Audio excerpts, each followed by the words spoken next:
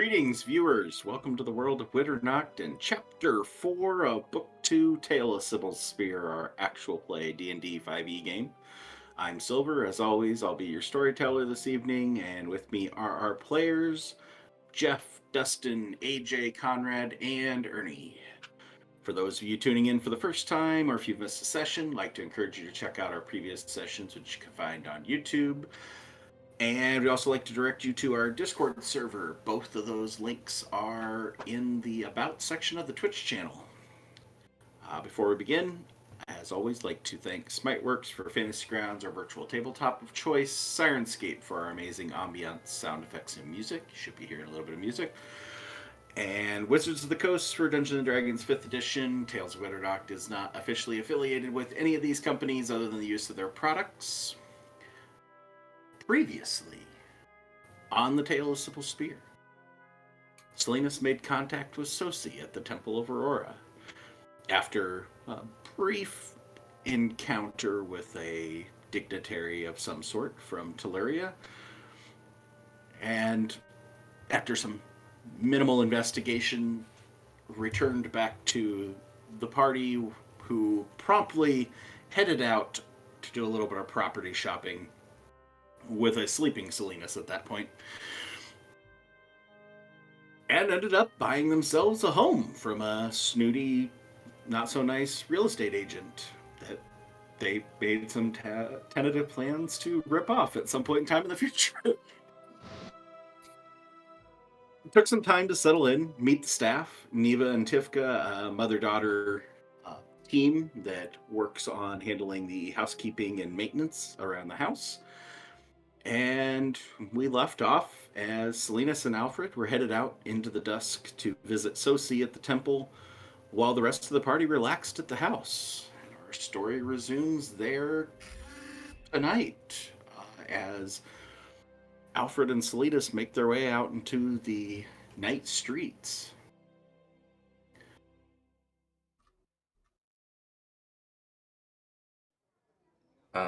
So Cybil is accompanied with Alfred at the moment. She's going on the walk.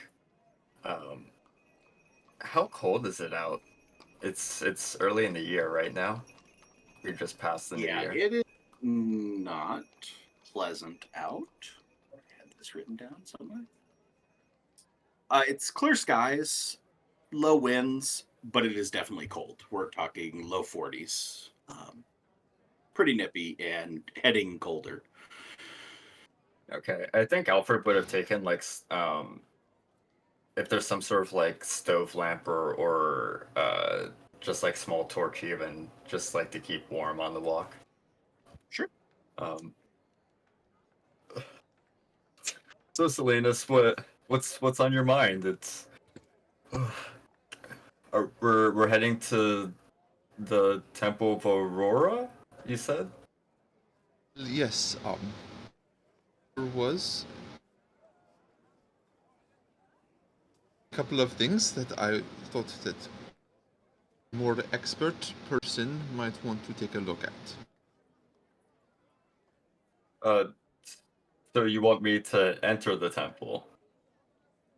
Well, that was sort of the plan. Okay.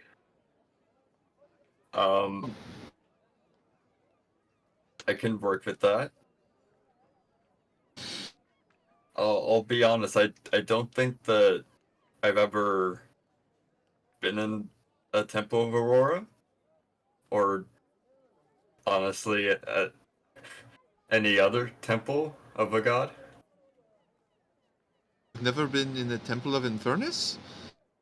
Well, besides the Temple of Infernus. I thought that was fair, obvious. not to overstep, you have been in a Temple of Noctalis with your shirt off, so. That's right. And you have been in the ancient Temple of Noctalis and Aurora. Well, I think for those two, those were more necessity than anything.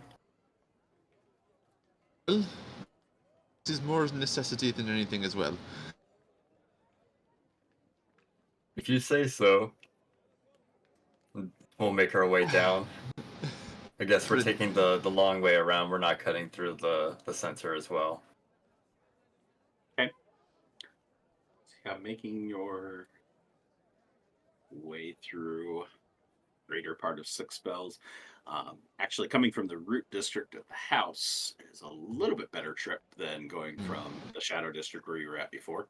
So you're able to just make a line heading out of Trader's Hammer, the sub district of the root district where your house is, heading through the center of the Wind District that you haven't spent a ton of time in. I believe you met a shopkeep named Ada in the Wind District at the beginning of last book.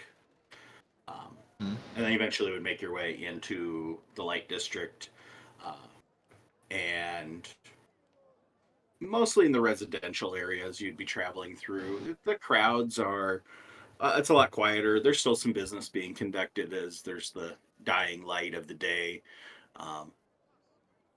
approaching that full on darkness for the night, but still some people transacting business, some people coming and going from their homes to taverns to other people's places.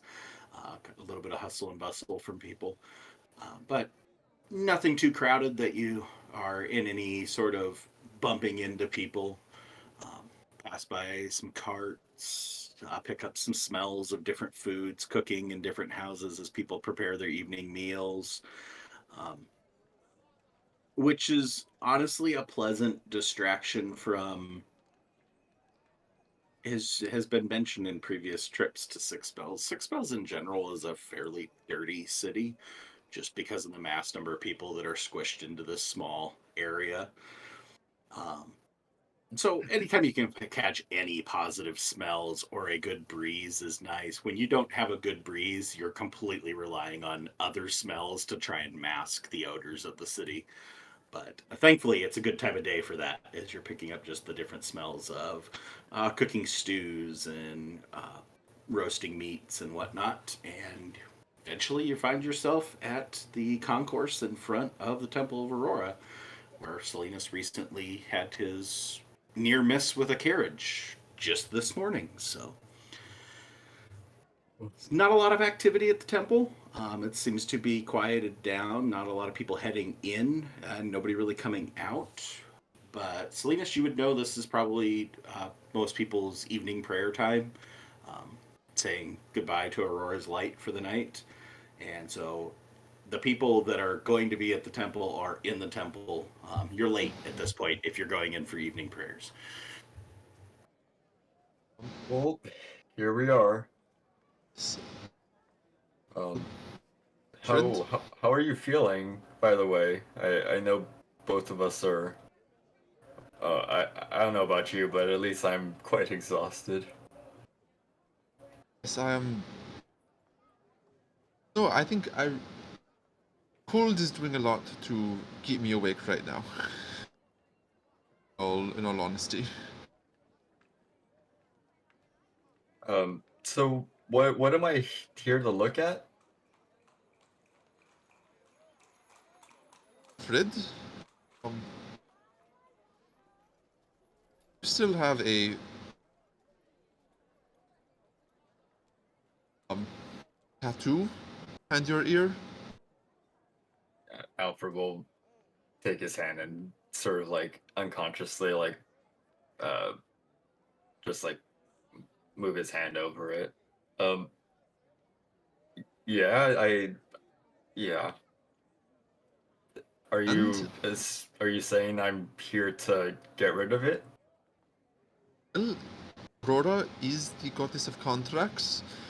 Anyone can do it. Someone here might know how. Um, okay.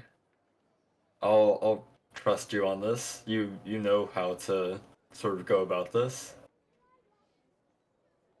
Yes, of course, I know. I think it might be going quietly. Go ahead, and I don't want to interrupt any of the evening prayers that are happening at the moment. Oh, okay, yes. Of course. Um, As you guys finish up this brief conversation out on the concourse at the foot of the steps into the temple, um, the temple bells start to ring from the bell tower where the city gets its name from. Up above, as the prayers have presumably concluded, as you start to see an exodus of people coming out front, all different races, uh, varying ethnicities, varying walks of life, high, upper class, lower class. Um, Runs the whole gamut of people walking out as they all kind of just like hurry off, try and get home before they run out of daylight, leaving you to the temple with presumably a minimal crowd inside. Right. was that the end of prayer? We don't have to necessarily be as quiet now, right? Hopefully, but let's. You know how to enter a temple. Yeah, it's just been a bit difficult to get my footing recently. That is a. We're gonna have a conversation about that as well. First, head up, clip clop up the steps, uh, and hold open the door for Alfred. Okay. Ow. Will they say anything about Cybil? DM, would they say anything about Cybil? Give me a religion check. We don't do those very often. Let's throw one of those And out there. can I make a religion check as well? Yeah. We- Silenus will have a lower DC than you will have, but Well, I have still have we both still have disadvantage. Yeah, Multi-session exhaustion. multi-session exhaustion. I'm so tired Alfred, in real life and in game. as you have self-proclaimed not having a whole lot of experience with other temples, you have no clue whether they'd have a problem with Cybil at all. Salinas, for the most part, most temples don't tend to have too much of a problem. They don't require papers showing that this is your service animal or emotional support animal. Just, whatever's okay. Oh, great! It's like Publix.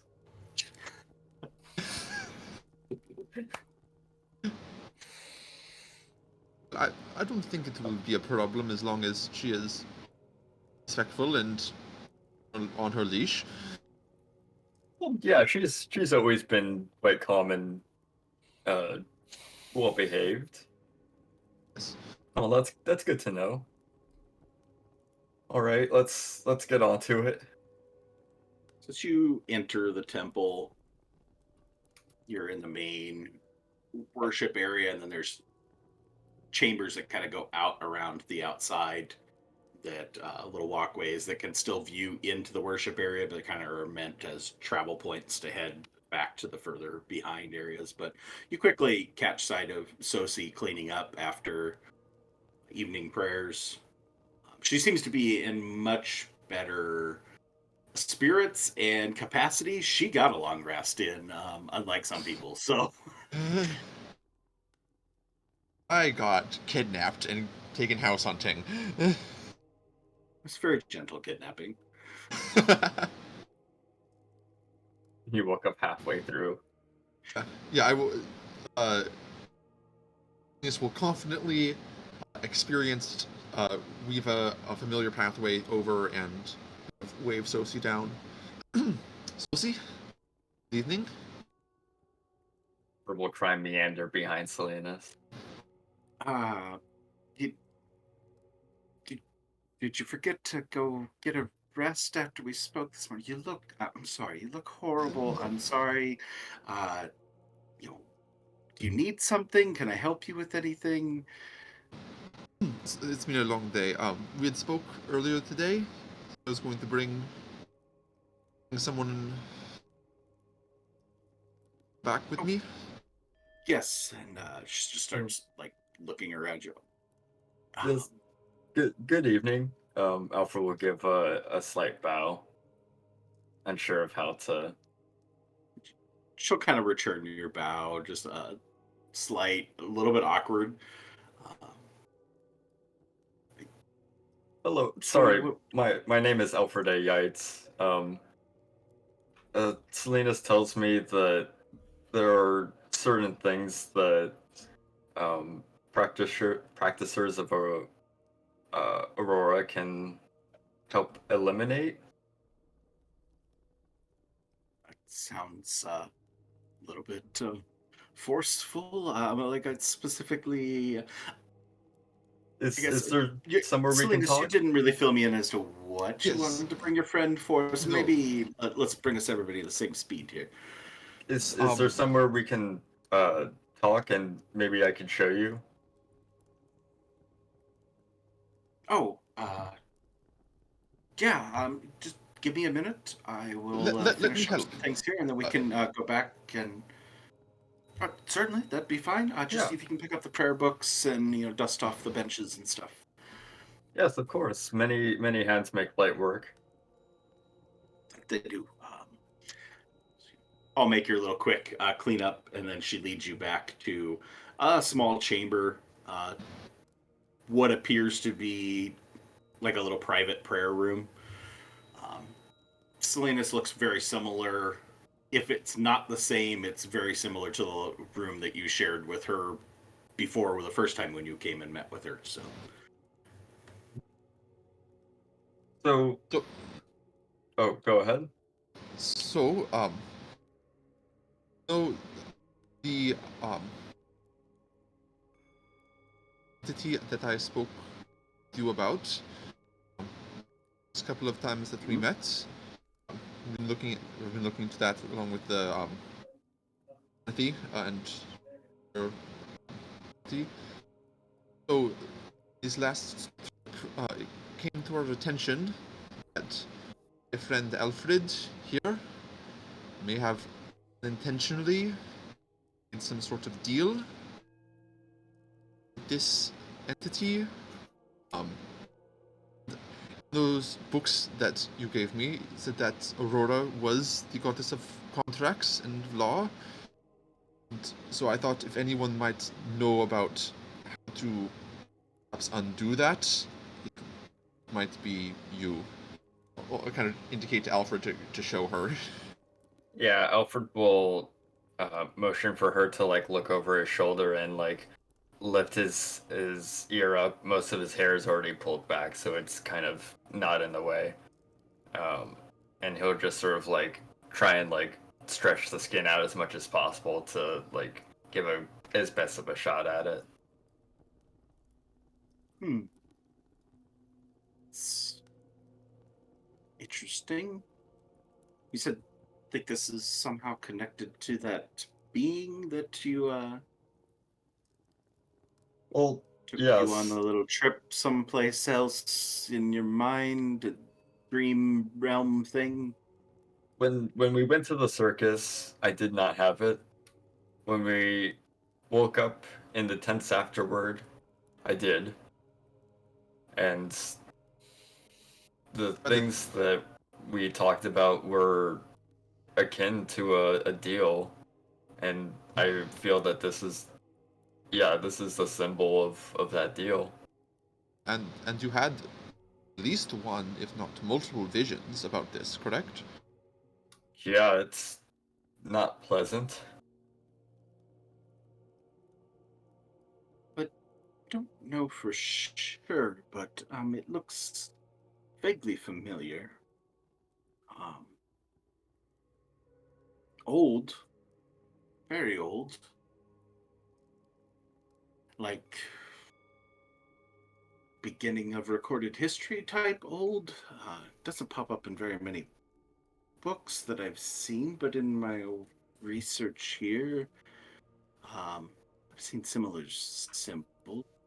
It might take me a little bit, but I might be able to track down some more information origin wise.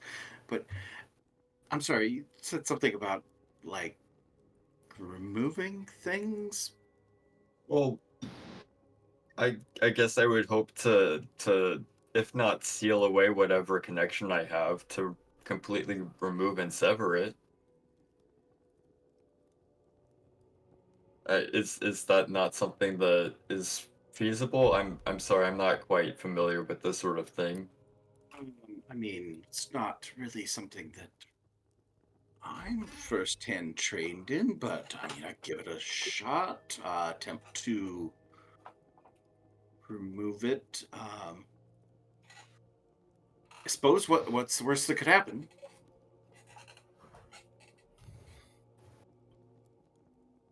If you feel confident in it, then I would greatly appreciate it. I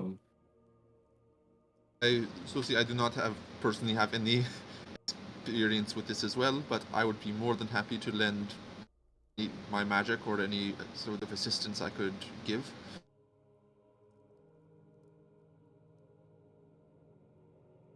Well,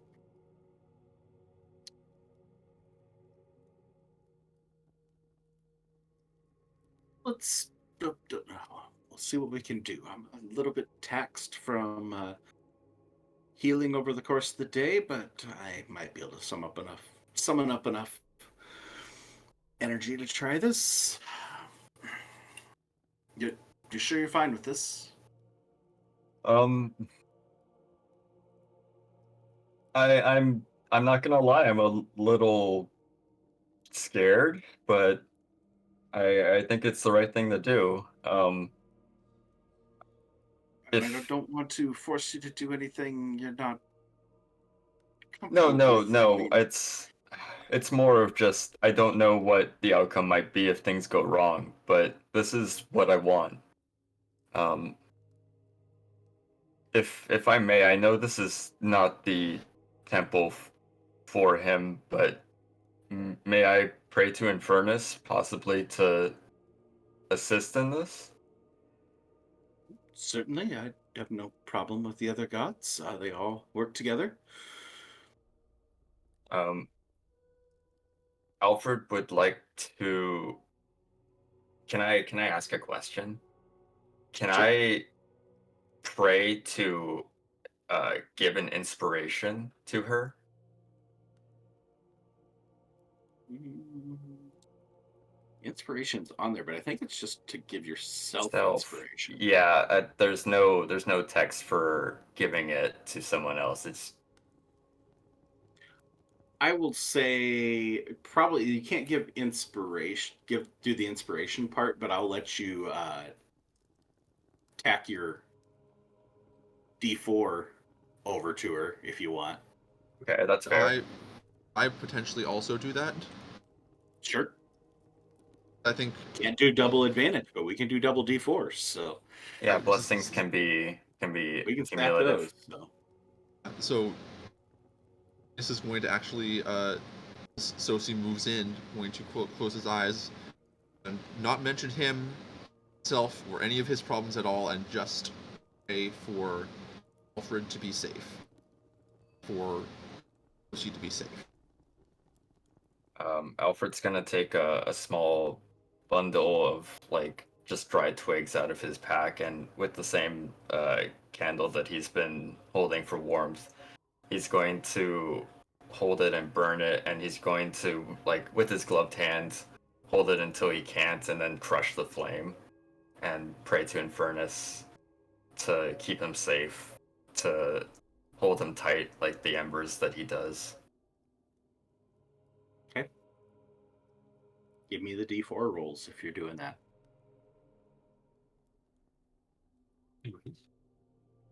Not bad, not bad. We got a D4. Yeah, +4. I'm great on rolls tonight. Alfred, give me a D100. Ooh. Um, oh, No. wait, I need to give myself advantage so it doesn't give my. Wait, No, D100, it won't matter if you're just rolling a straight D100 roll. okay. Just drag the dice, you'll be fine. 2. When you almost nat one a D100 roll, you know we're off to a great start for the night. Lower is better, right? It's like cleric rolls. Yeah, it's like divine. Divine intervention. Yeah. That's like a good roll, right? That's like Yeah. amazing. So, So Sosi puts her hands up, like she lines up behind you. She's got her hands on each side of one's over your ear, the other one's kind of on the back of your scalp, kind of pointing towards. And you can feel just a tingle in your skin as she starts to attempt to cast something. You're not exactly sure what she's casting, but presumably some sort of a dispel curse, dispel magic, um, something to that effect. And there's that little tingle goes, and just enough that you just feel like what little hairs on your head start to stand up just a little bit. And then quickly that sense goes away as you just feel that symbol just like burn. You can feel every little facet of that symbol, that almost like you can picture it in your mind exactly what is there on the back of your ear as this symbol just like burns red hot. And for you, things that are red hot typically don't hurt, but this hurts. This burns deep down. And give me a con save. With disadvantage. Oh, this voice is about to explode.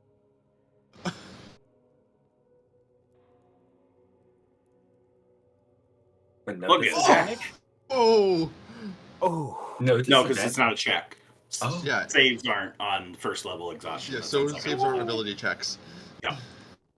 Okay. You do everything in your power and are able to hold that in, the pain. You can choose to react, but you aren't like forced to any sort of tears or pulling away. Alfred Just will just have basically a grin and clench. bear it. Yeah, he's just one clenched fist. The other is like on his leg, just like breathing a little bit, but holding through it. You know, as she pulls away, you know that nothing has gone away, that this is still very, very present. Even feels more present than it ever has before.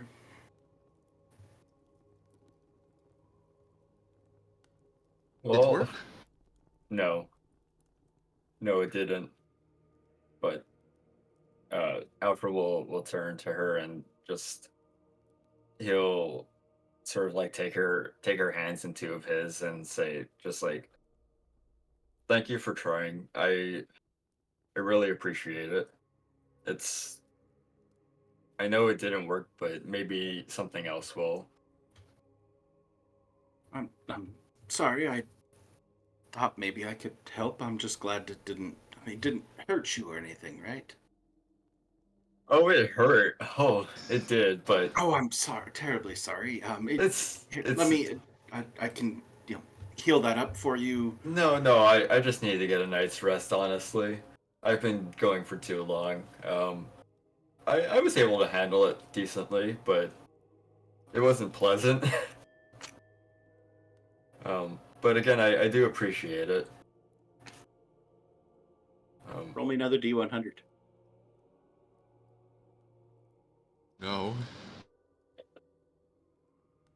we're gonna get Ooh, the attention of much something bigger numbers though. we don't want to get the attention of.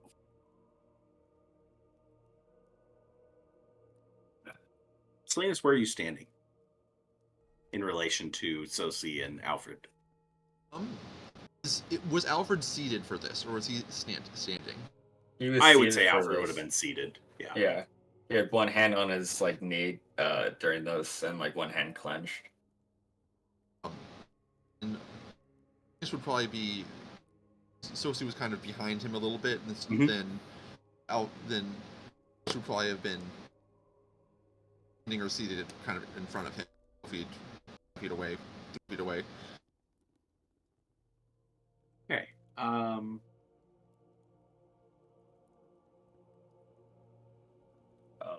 Alfred will turn his head to Silenus and Maybe you will. start backing away.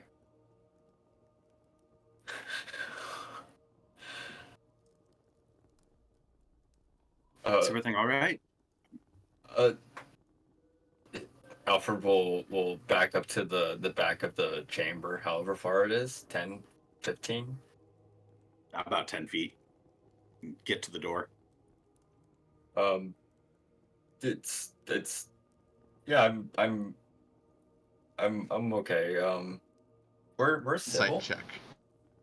I presume Sybil's just laying by the door, but as Sybil would have... Well, okay. Give me a perception roll for Sybil. Sybil hasn't gotten a roll in forever. She's overdue. Dog check. Dog check. Nice. Ooh. Boy, Dog rolls big well. rolls from Alfred here. All right, with a 22, Sybil immediately got up, and as you were getting that pain, and although you were doing your best to hide it from anybody else, Sybil picked up on it, and Sybil was immediately at your side. So as you are kind of backing across the room, Sybil's just kind of a little bit confused, but moving with you. Yeah, I- Alfred will sort of just have a hand sort of down by Sybil, just sort of petting her. One hand on the back, not on the door, but on just the wall behind them. Give me another D100. Insight check. Alfred. Sure. Oh, he's doing the D100. You can insight check. Still a disadvantage. Oh, I keep forgetting. 44. All right. Yeah, Silenus, not sure what's going on. Alfred definitely is kind of wigging out a little bit. Don't know what's going on. Alfred, you should sit back down. A few deep breaths. Can I save? Just a second.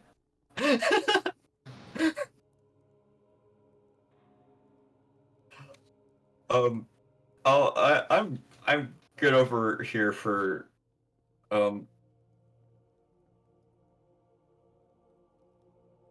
Previous is gone. You're now to this.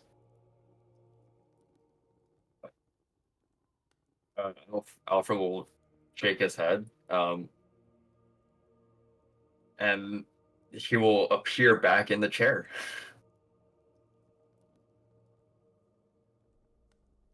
Yeah, he disappeared Hello? and appears back in the chair. So, I think something's gone wrong. Silenus, I heard from him, and now I don't know why I know, but I can move, and he'll appear behind Silenus. Like this? Is this how What? you feel? This is cool. I need to learn how to do this. I can only do it once a day.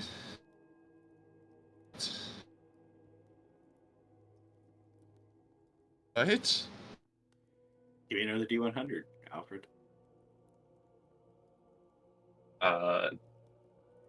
Alfred will sit back down in the chair in half a second.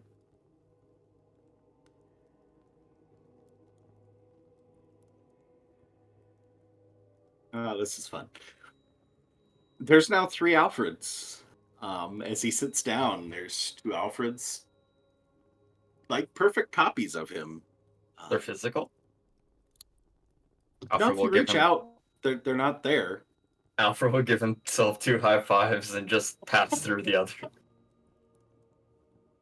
So, Sosi, do you have any idea of what's going on right now? You look at Sosi, and Sosi's mouth's just hanging open.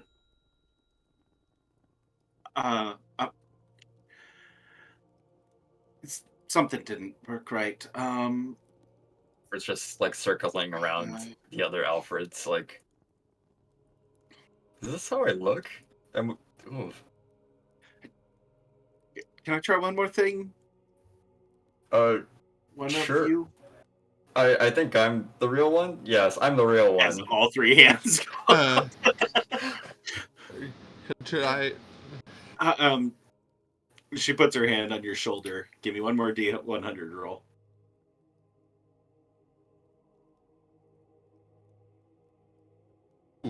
right in the middle. Half. All right.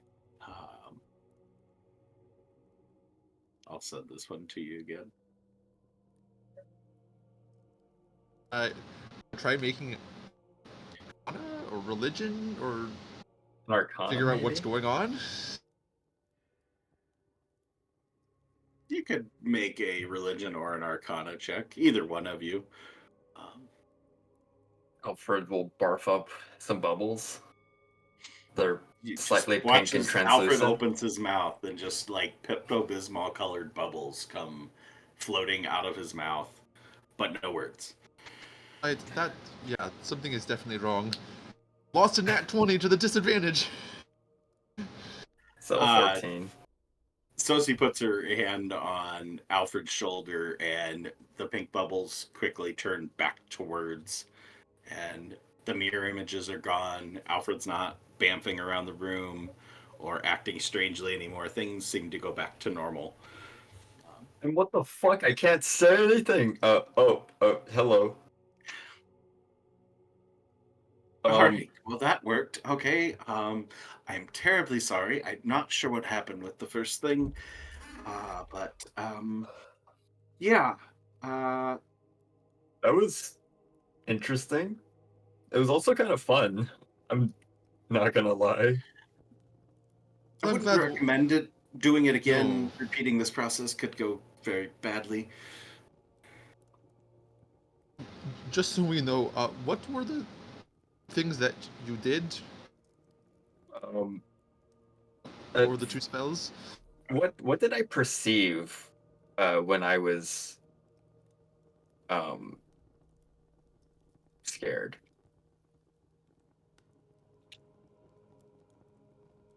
It wasn't that you necessarily perceived anything different, just you saw Silenus as being an enemy.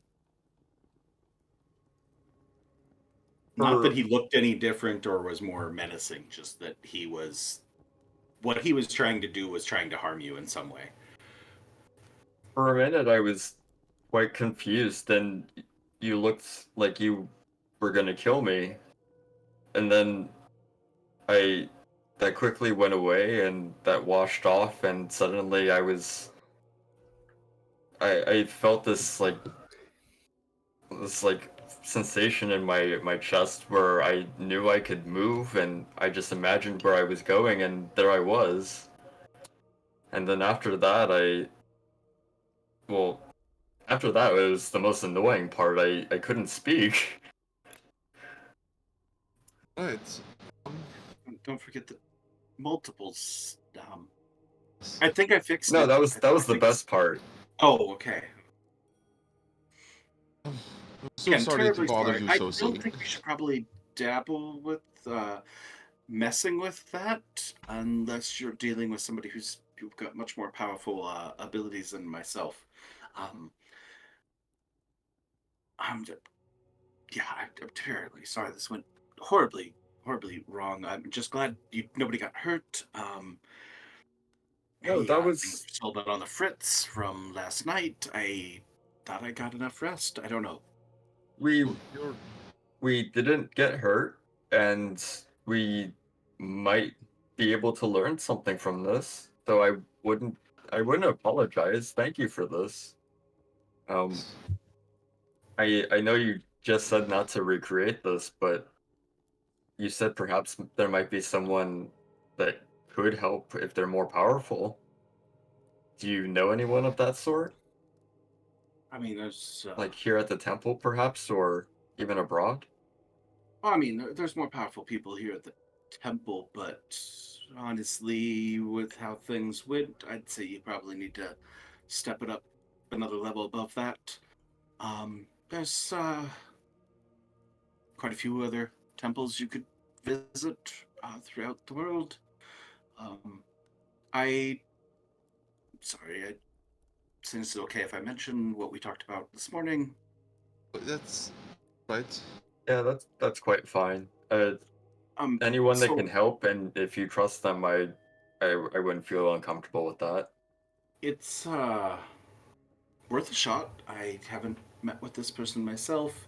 don't have any past experience, but there is a oracle in Ashmain that has been known to see things that the ordinary cannot, and might be able to see their way to understanding a little bit more about what this is or what this might do, or maybe answers on how to remove it. Um,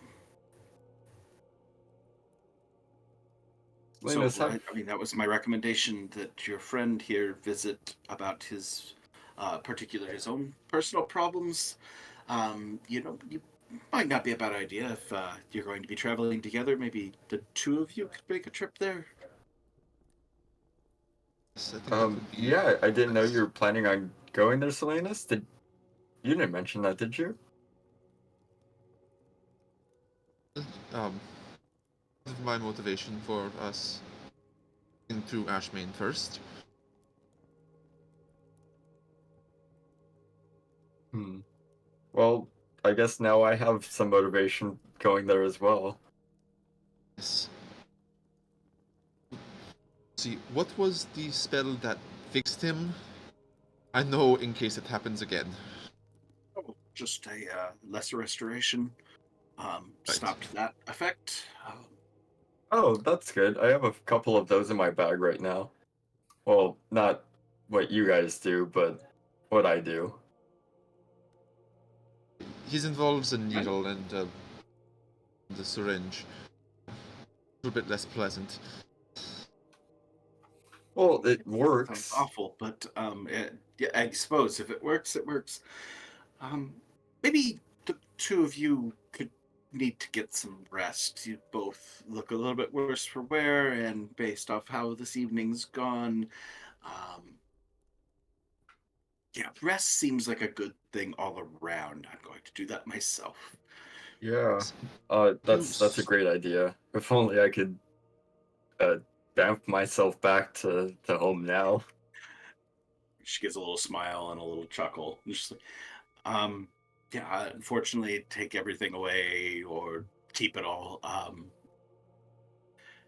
Maybe next time, I suppose. I wonder if there's a way to sort of control that. Maybe you could find a way to work it.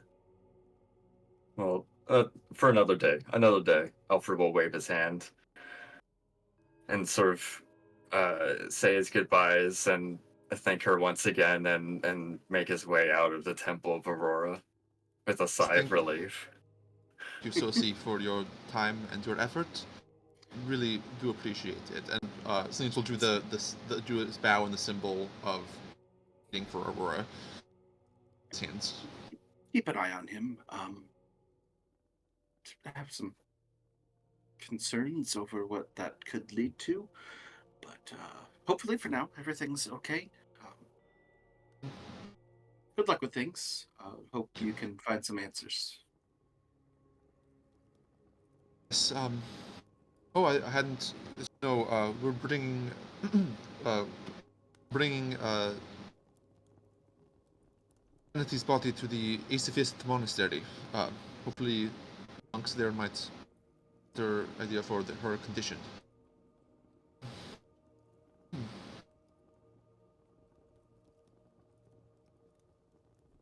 Yeah, answers would be good. Whatever you can do to try and figure some things out. Good luck. Um, I hope you can repair connections with the goddess, and that your friend here doesn't have any more mishaps, I suppose. But you have a good evening. As well, Salinas kind of hurries to catch up with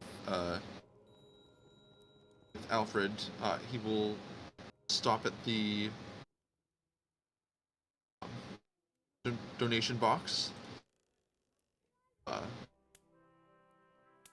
and pull out 3 gold. Okay. Slot it in. Do another quick error. Just keep him safe. Needs all the help he can get right now.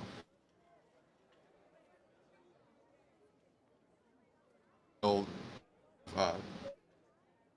room and hurry outside of the doors and meet it back up with Alfred. Okay. If you guys have any conversations, feel free to carry those out, but otherwise you'll pass a gentle, quiet trip back as sun sets and darkness sets in. Crowds have thinned even further. There's still a little bit of activity in the city, obviously, with evening meals being consumed, people heading to taverns for a little bit of relief from the stresses of the day. Um, some still trying to fight hangovers from the night before. And ultimately, no issues along your travels. But if you do have any conversations you want to have, feel free to do so. Otherwise, we'll pick back up once you guys get back to the house.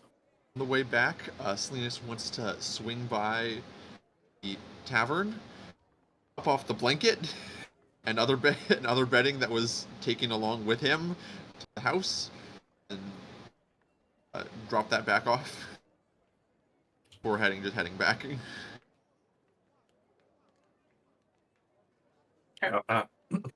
Somewhere along the way, Alfred will just mention to Salinas, Salinas, thank you for taking me there. I know it didn't quite exactly pan out, but hopefully we learned something from it. And honestly, it was quite fun. I'm not gonna I'm not gonna lie again. It was a lot of fun. I'm glad that it wasn't too bad of an experience for you. I know you said it was painful, and actually I didn't know what to expect. It was truly my best effort. Only thing I knew to do to try and help with the situation. Well, we have an oracle to see. You've got to tell me about them sometime, whatever you know. I know just about as much as you. You should Oh, really probably great. get. You should get. We should get Zedri to tell us his hometown. That's true. I wonder if he's ever made the trip. Good question. Um, I'll admit, there is a small part of my mind uh, contemplating the strategic value of trying to activate that again in a dire circumstance. I think there might be some value there. Just hear me out, and Alfred will go on to a small uh tirade on his like fuel, like what he's been thinking of on the way back as Salinas was dropping off the things, all the It's going to blankets. mostly, almost all of it's going to go over his head, but any of the just the pure magical parts, Salinas will try to join in the conversation, but mostly it's going to right past him. All right, you three back at the house. We've left you there long enough. So, evening activities, we're talking it's like 7 o'clock at night, so it's still pretty early evening. Settling in your new home, your new rooms. You've assigned your rooms amongst yourselves. Uh, Neva's stuck around. At some point in time, she'd ask if you needed anything further, otherwise, she was going to retire home for the evening. But she seems perfectly happy to stick around and provide anything you need. She was able to get some decent setup of groceries earlier when she made lunch for you and has provided tea, beverages, anything you basically requested that was within reason. She's been able to get for you. Um, and anything she couldn't get, she's made a note to get it in the future. If you three have any conversations to have while these two are missing, this would be the time.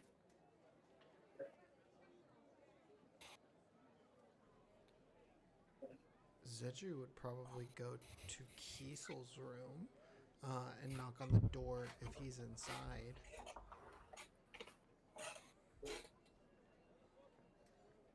Kiesel, are you inside?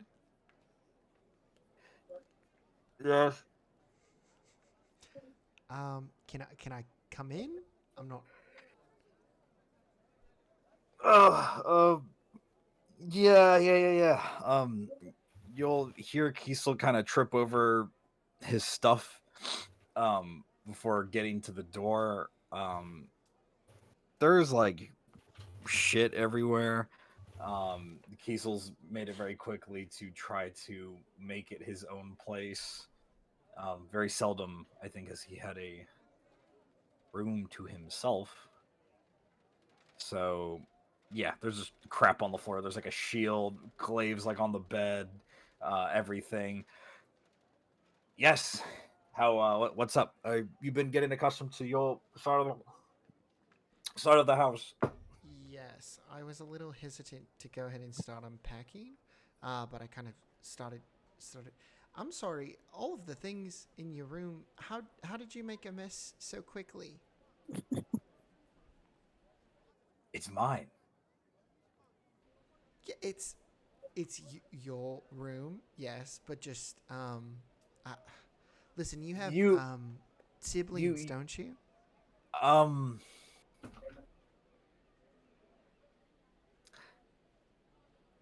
yeah.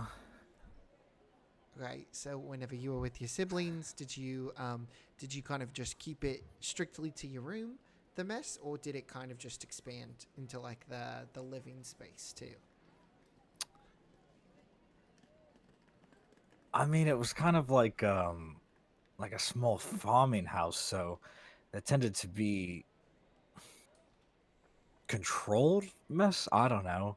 It wasn't like a big house like this.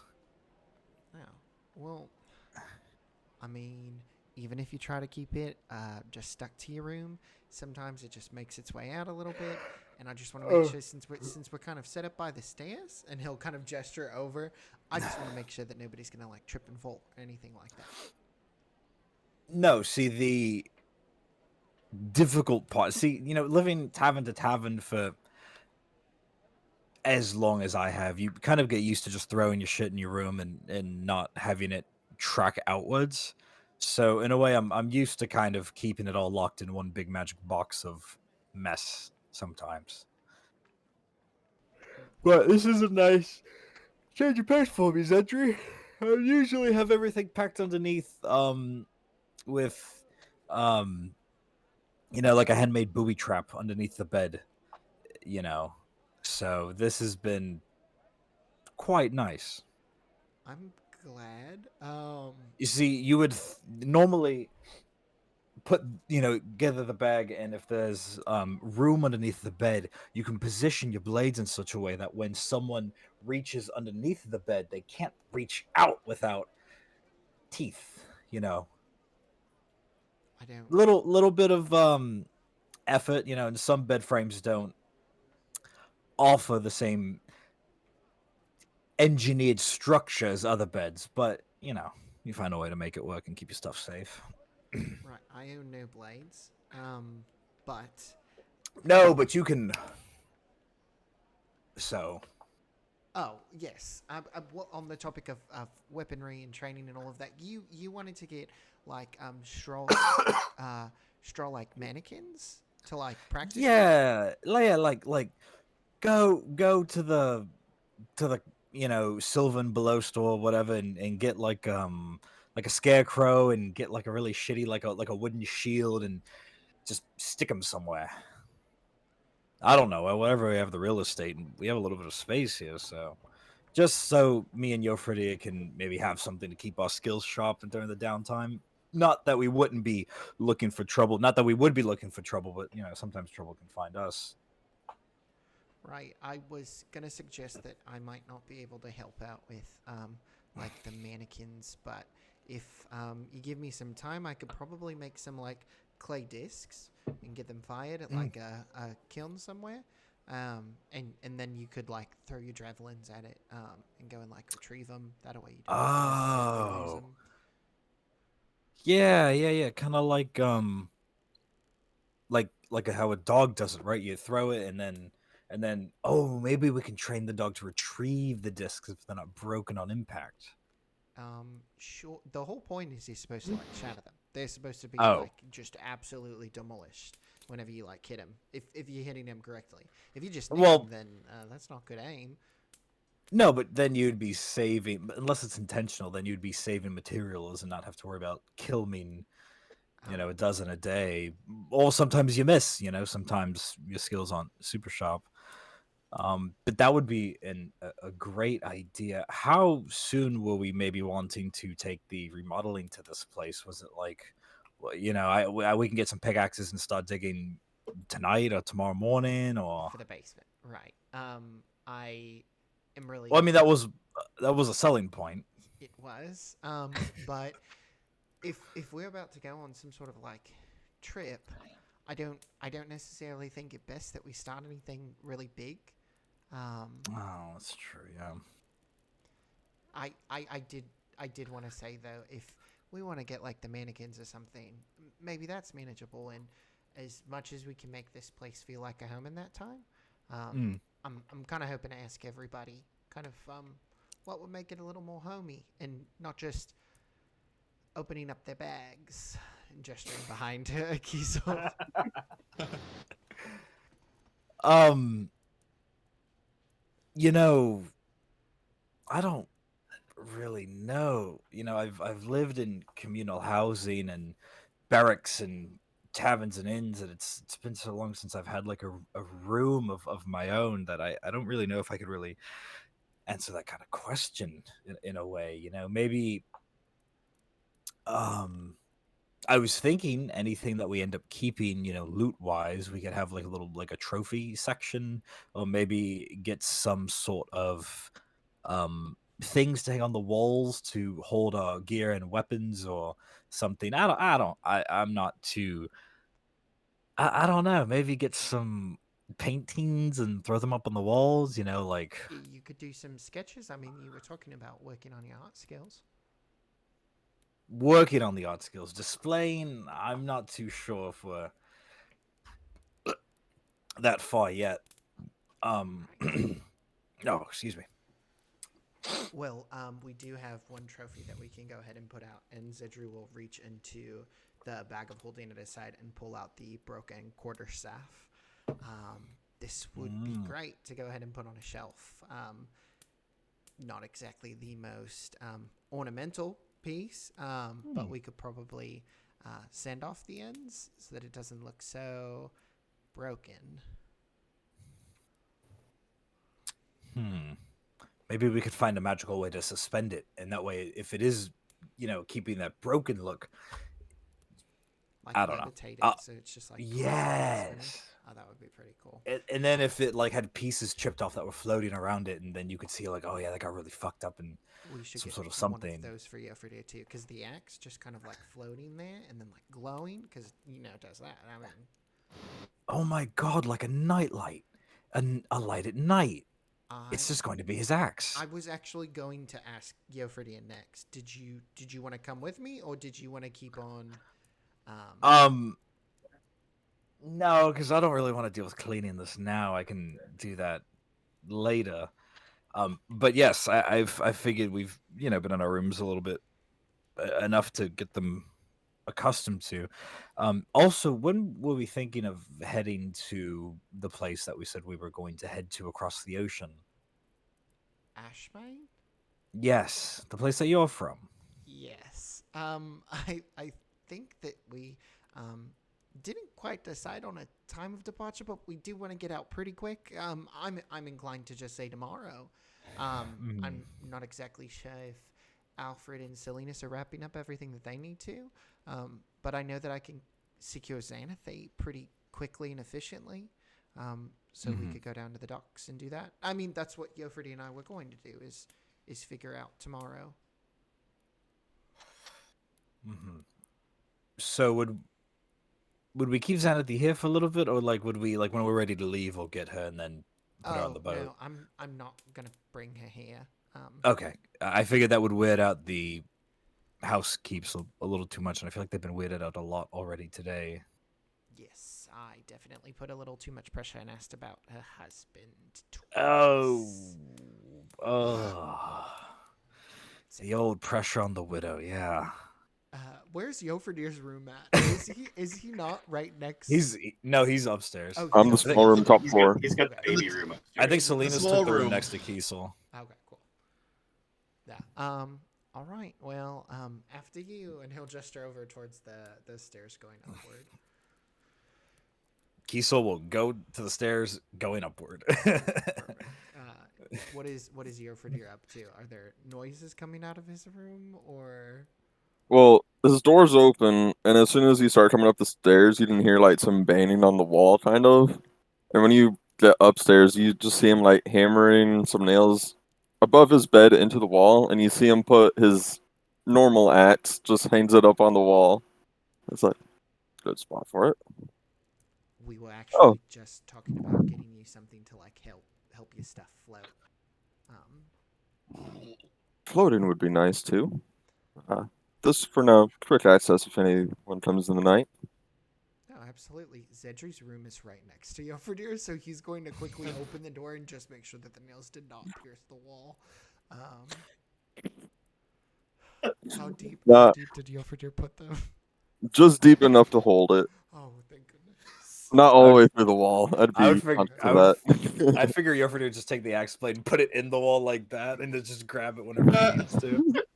Yeah, just boom, Dude, right into the nails, wall. bro. That's civilized. No, I imagine like giant iron wrought nails that also curve upward to hold the axe, and those things are like 2 to 3 inches in diameter, and there's just like Yeah. a giant hole going through to I just Zedri's bend the room. nail by hand. They're originally straight. I just Huh. Just bit it off how much you needed for like an extension on the I eat nails for breakfast nail. with no milk.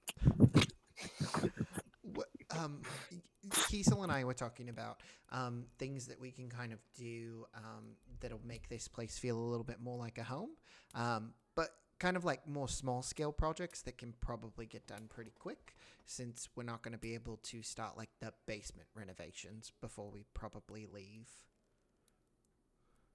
Well, houses here are built quite different than back home, but I'm actually quite fond of it. Perhaps if we, you know, livened up the dining area, I suppose, living area, living room, dining room. No, maybe put some soft benches in there or something. Have a nice fire pit. Like bar stools. We can have a bar, Ooh, I was personal thinking. bar. See, I was thinking when we were talking about mounting things to the walls, if we had some sort of tusks or horns, that would make a really good mantelpiece. But I don't know what we're going to be killing here soon, so maybe hold off on that idea. Maybe until we get somewhere colder where there's more tusk things. What is a soft bench? How do you qualify a bench as soft? Like a Well, cushion? like with some padding, yes, yeah. Oh, okay. I thought that. I don't know. I don't think couches exist, so Soft benches. I was like, "What couches exist? I don't know. DM, do pull-out love seats exist in? Can I have a futon?" Is it called ottomans in this setting, or No, No, the Ottoman couches are a bit Empire already rich. fell. Couches are a bit rich for us. It's called Gamorreans. Yeah, they call them Marillions. That's where you put your feet up, is on those Marillions. That's how you keep them down. So, Well, you maybe know, some like small scale furniture projects. That we is can- does Akaria have like a rug culture? Like, is it known for like their carpets and rugs and stuff, or? Most fabric goods don't really do very well with all of the With the fire, right? It's listen. It's not a land of like perpetual fire. I mean, Ashbane is just a land of perpetual ash. So I mean, it's actually kind of like cold.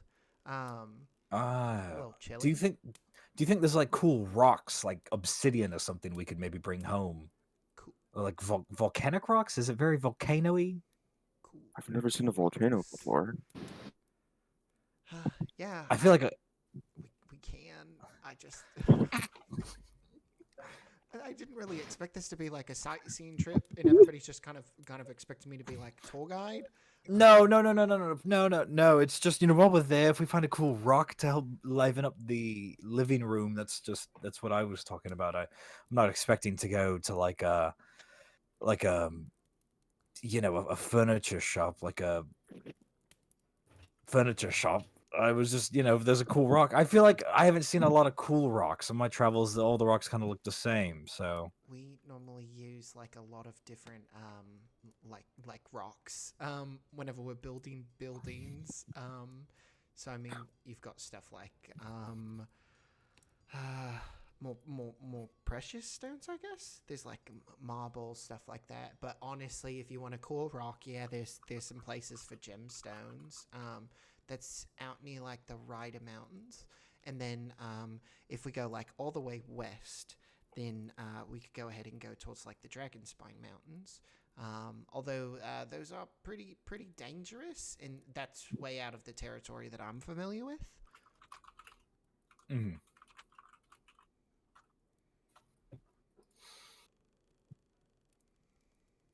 Do they have cooler rocks in the Dragonspine Mountains? I guess we could probably go and find out. It seems like we're going to be there for a while. And honestly, if we cross the Dragonspine Mountains, we could make it over towards like Yeovity as hell. Torsland. That would be pretty cool.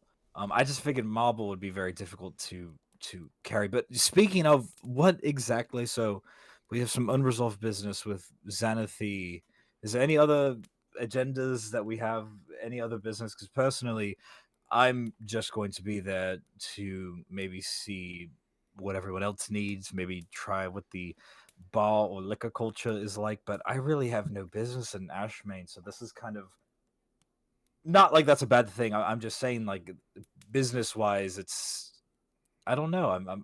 It's just gonna be a new place for me, so I don't really know what to expect outside of helping everybody else. Maybe that's why I'm so curious about rocks and shit, because I don't think I've ever been to Ashmain.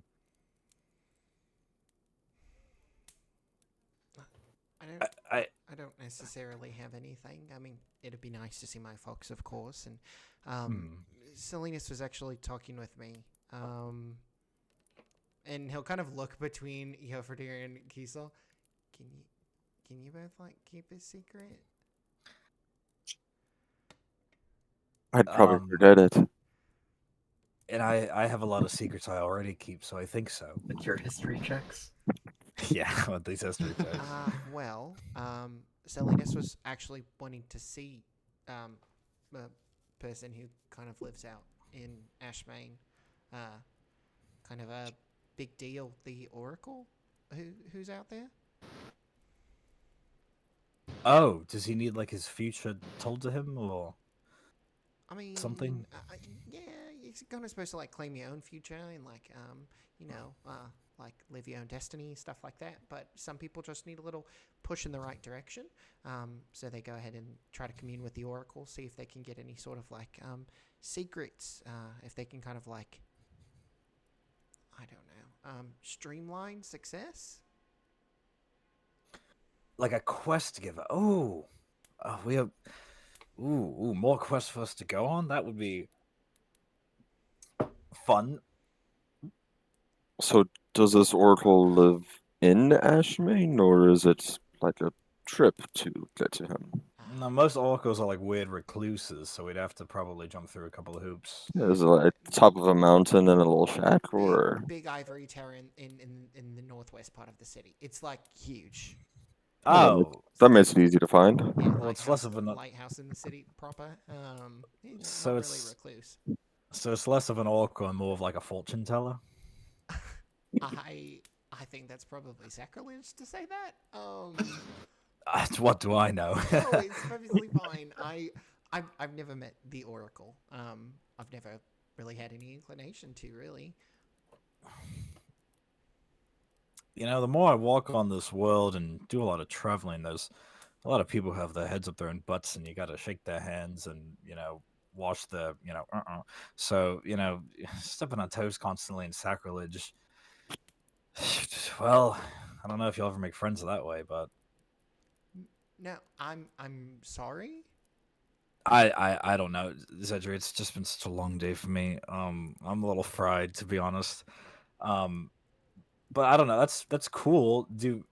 I could talk to an oracle. I mean, should we like? Is it like a?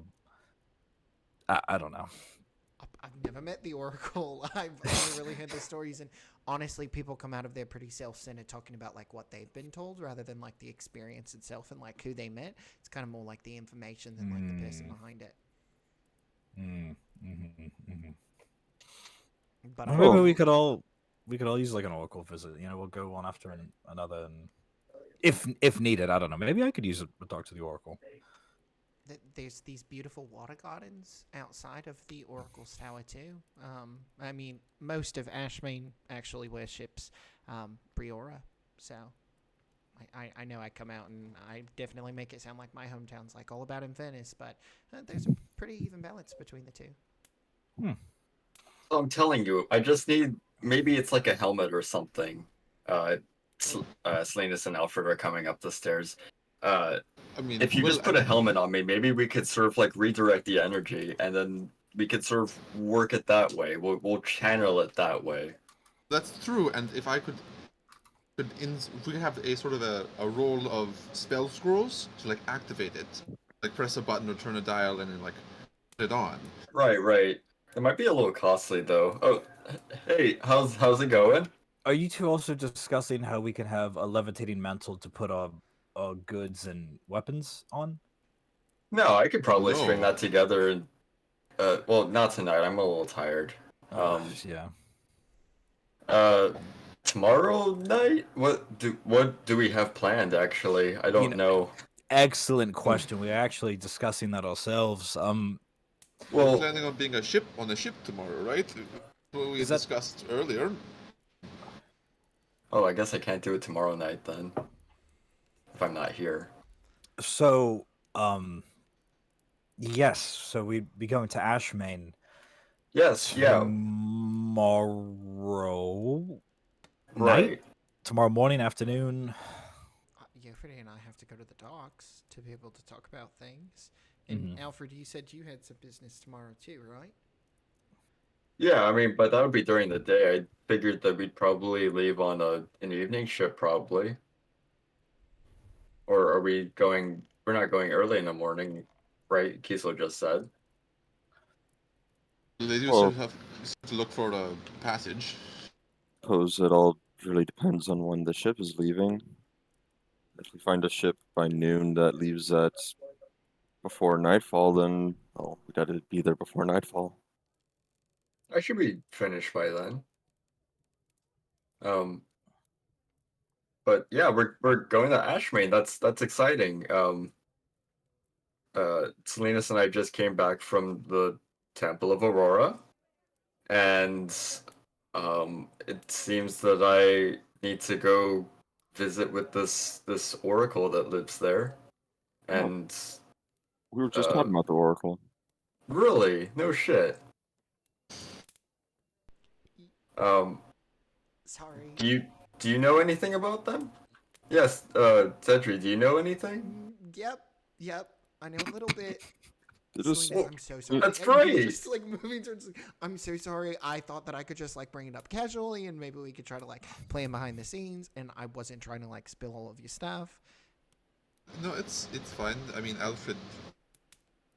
Josie kind of spilled beans on about Alfred as well, so it's fine. Okay. Yeah. I mean, listen. It would be really nice to go and casually visit like all of these places. I don't know if the dragon is hassling the town at all. So that's kind of the other element there. The dragon? That should be yeah. one of our trophies. We hang up I on the was wall. just thinking that. So the Rider Mountains. Can the we ones- fight a dragon? I don't think we can fight a dragon. Never know till we try. I mean, I don't think that's something that I want to try at this current moment. I don't think that's a good idea. it's also not like a baby. It's like been out there for like quite a while. There's like Oh, all like- sorts of histories about it. So I mean, Oh, it's like ancient. yeah.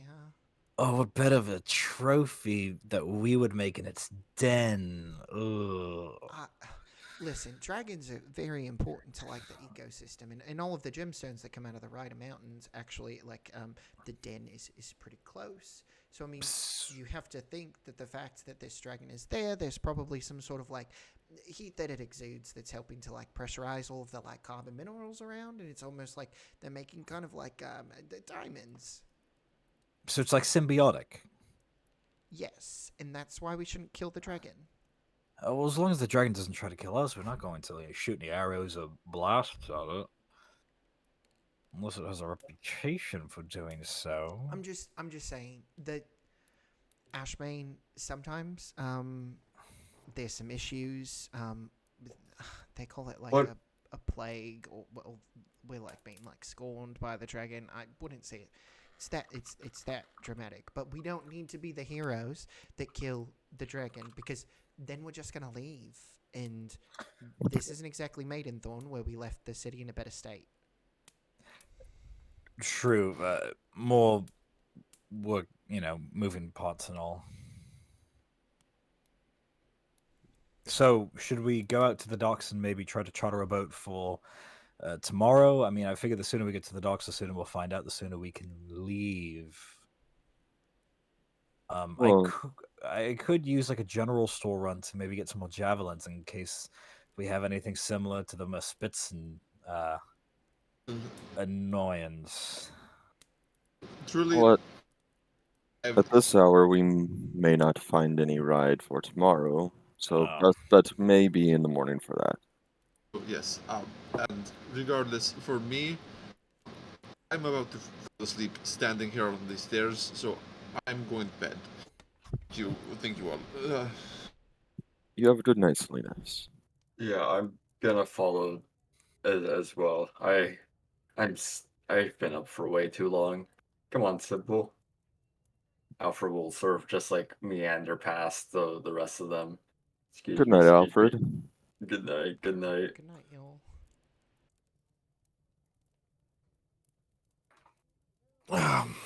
Well, I suppose we have our plans for tomorrow then. Yeah, sounds good. I hope that y'all have a good night then. And Zedro kind of like walk back a little bit since his room's right there. All right. Can Kiesel would like to do something. It's your house. Fire away. Are you gonna risky business it around the place? Going back to his room, my room, I would like to take out my notebook and scribble a note. If you do not find me back here by the morning,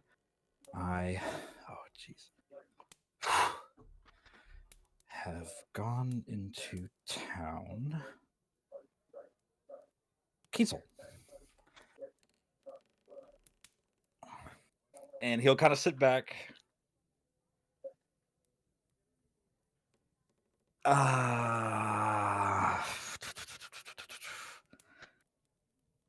Okay. I want to take out one of the very few coins that I have, and there is a heads and a tails to it, correct? Yeah. Okay. Okay. Can I roll? I want to flip the coin. Is there like a 1d2 in Fantasy Grounds that I can roll? Just roll a d4. Roll. I wouldn't do a d4. D4 sucks. So roll D4 anything is- that's even numbered, and just go. I usually do. Yeah, roll a Tails d20. Tails is even. Heads is odd. Oh, They're all even numbered. they're all even. Oh.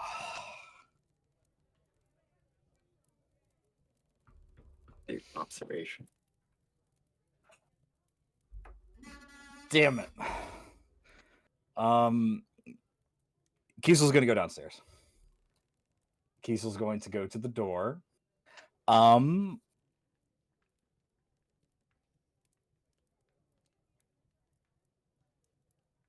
And he's gonna run back upstairs, go back to his room, and grab 2 daggers, leave the glaive, stash the 2 daggers on his body, and then go back downstairs. Is there anybody downstairs? No. Neva and Tivka are long gone. Is the door locked? Silenus and Alfred, did you guys lock the door when you came in, or who has the Hopefully. key amongst the five of you? I don't. I I guess don't I think it do was then. ever established, so it's whoever has it. You guys just claim who's going to have it. I guess I had it when we went out, so I could lock up, and so it's probably in my room somewhere. Okay. Or the bedside table. How long? Because I know we got here by carriage, but how long would it take me to get to the Temple of Aurora?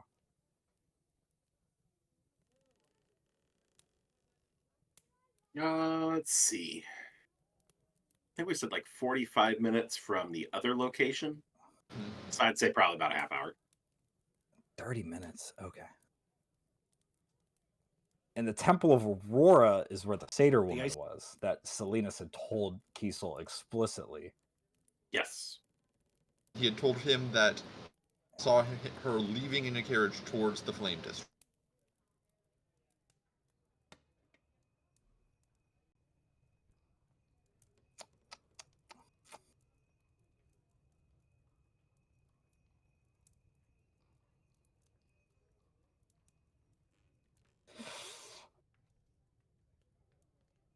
Kiesel's gonna go out and he's gonna walk 30 minutes to the Temple of Aurora. Briora? Aurora. Okay. They sound very similar. You'd Blasphemy. see a quickly thinning crowd. About the only activity you run into is when you get near. You can quickly spot pretty much every tavern that you could possibly be looking for because it's the only signs of activity where you hear some laughter and boisterous voices and whatnot. But make your way to Temple of Aurora. Pretty quiet. Not a lot of signs of activity in that part of town. You're past all the taverns at that point. And just a quiet evening. Temple appears to be open. Temple's open. Is there anybody who's staffing it? Now, Kiesel also mind you, would have had his like cloak and everything on, so like hood up, incognito mode as much as I could try to be. But does there seem to be anybody, practitioners? Give me a stealth if we're going incognito here. I have to click on every tab going up just because. Oh, Lord.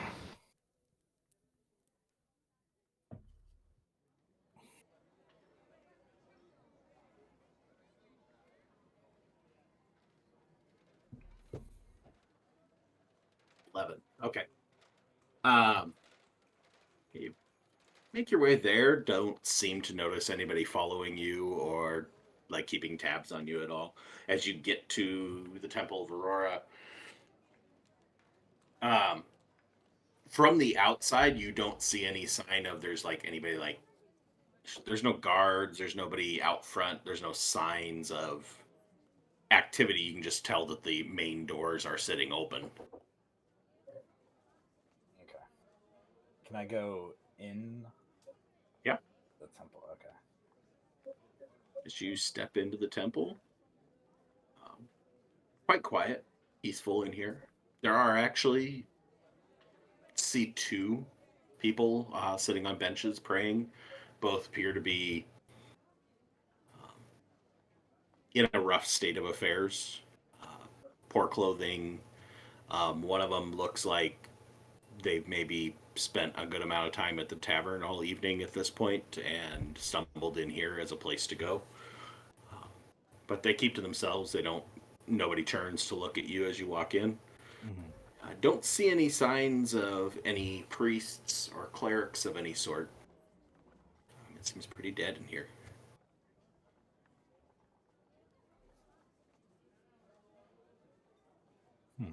Okay. I will stay a little bit and admire. Are there like nice stained glass windows or something? No stained glass windows, but there's nice statuary all around the semicircle worship area that makes up half of this temple, depicting Aurora. There are depictions of some of the other gods, but those are just in reliefs on the wall. But then there are just various statues of Aurora in different poses representing the different things that she stands for. One holding scales of justice, another one holding a warhammer aloft. A few others representing one holding cradling a baby in her arms. Very nicely done, very fine marble statuary. So it's a very ornate place, but then honestly kind of an interesting view to watch in the night and the darkness that's in here and the little bit of glow coming off of the candlelight that's set about, watching those lights flicker and kind of eerie images as you look at the face of these statuary and watch as it goes from darkness to light and darkness to light, that almost makes it look like the expressions are changing with the lighting changes. Unsettling. How come nobody ever told me she was so cool? Justice and alignment and shit. If there's like a little donation box, I'd like to put in, what's the bare minimum I can give to this lady? There's a little alms box at the door. Yeah, I'm just gonna give like a little 2 copper because I don't have any gold. So, Drop the coins in. There's a nice little clink as they hit other coins underneath. Don't notice any change or reaction from the two people in there praying. Just stays quiet. Honestly, quite convinced in your quiet vigil that the one that seemed to have been maybe a little bit tipsy is passed out. At what time of night would it be? Because it's quickly gone from dusk to like almost pitch black outside. Yeah, you're probably about between presuming you allowed enough time, hoping everybody else was asleep before you snuck out. I would say you probably didn't leave until well after 8, so you'd be around 9 o'clock. It's still fairly early in the nighttime, but for medieval times and lack of artificial light, it's pretty late. And how far would the flame district be from here? It's just to the north. 10 minutes. Okay. So I'm going to kind of quickly make my way, still not trying to attract any suspicion, but I then want to head to maybe the Temple of Infernus in the Flame District. Okay. Yeah, it's a pretty quick trip to get the Temple of Infernus. Yeah, 10-15 minutes. Find yourself in a similar concourse. And Would I very be similarly styled temple, just with different imagery, different statuary. able to see any carriages near the temple or in an area? I know it's really dark and I'm a human, so I'm not doing myself any favors here, but Give me a perception.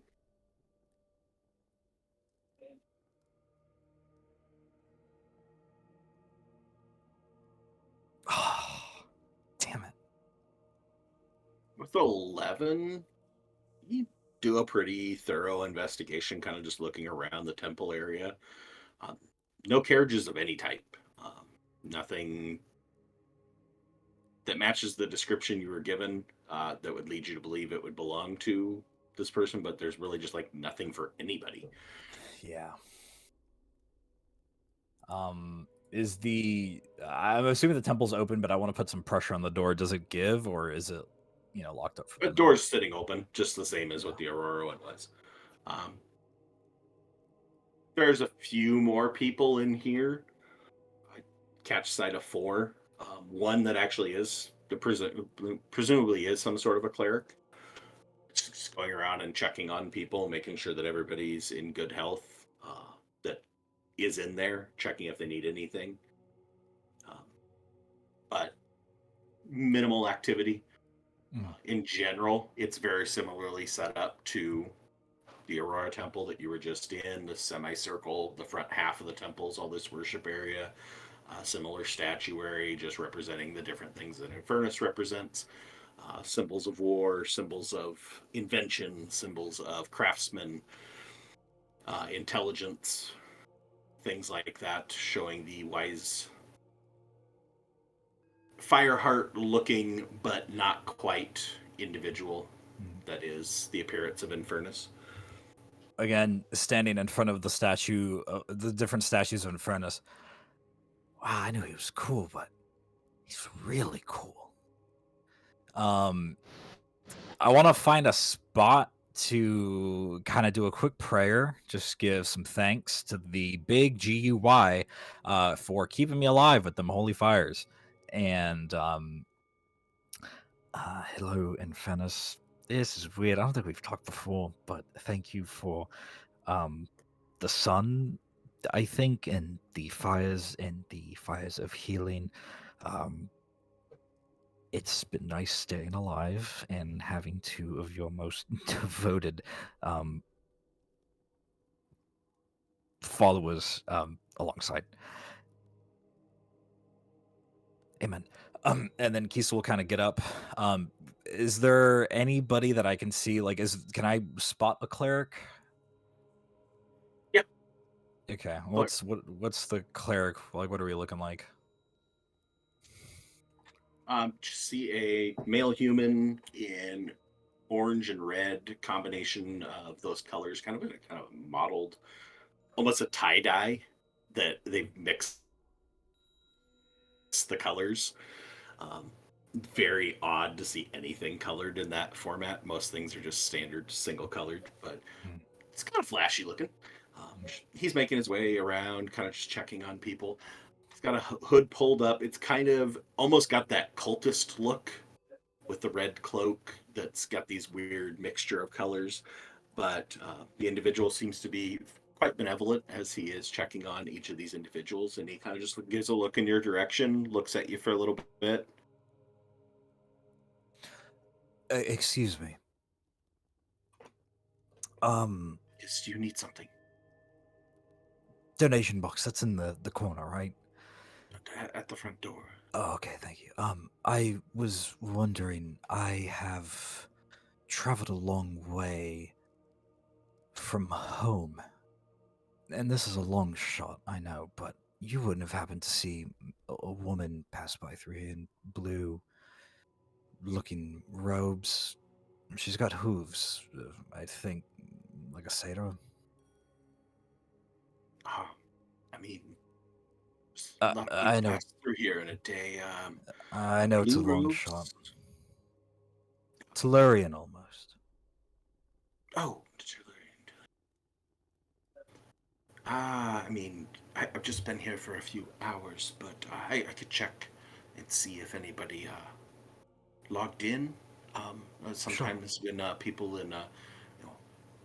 come from far away, like yourself, they will log in as visitors, so can get in contact with them, send out information about what the things the temple's doing, hope to raise funds, donations, and whatnot. Definitely, and I was definitely interested in being a patron just for the donation box. But if you could look into that for me. A name for your friend? Just a face. I'm sorry. Okay. Just give me a moment. I can go check on that. If you could keep an eye on things while I'm doing that, that'd be great. Yeah. And I hope some of the fellow worshippers in here. yeah. And I guess as this guy kind of turns his back, Keith will look at the people praying. Peace amongst the flames? Oh, no, that sounds stupid. And I'll kind of make my way back to the front, and I'll take out a plat and put some platinum in the donation box. And then kind of walk back and make sure that everyone's still praying, kind of like, I don't really know what I'm... Okay.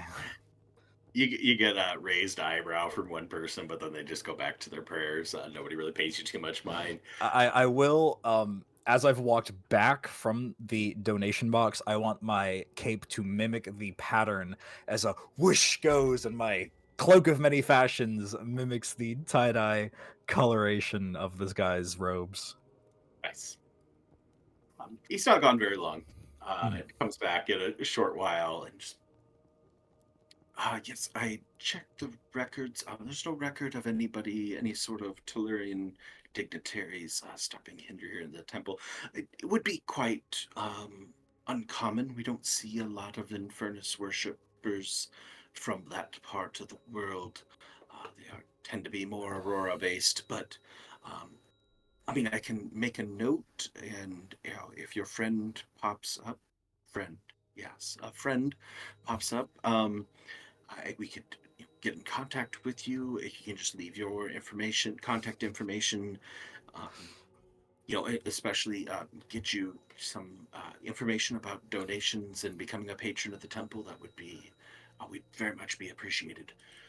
I'll take the brochure on the patronage, but I don't live too far from here, so I can just check back in a couple days. Really, it's Okay, I don't I don't want to be like we just get so much mail already, and I would hate for it to get I lost. understand.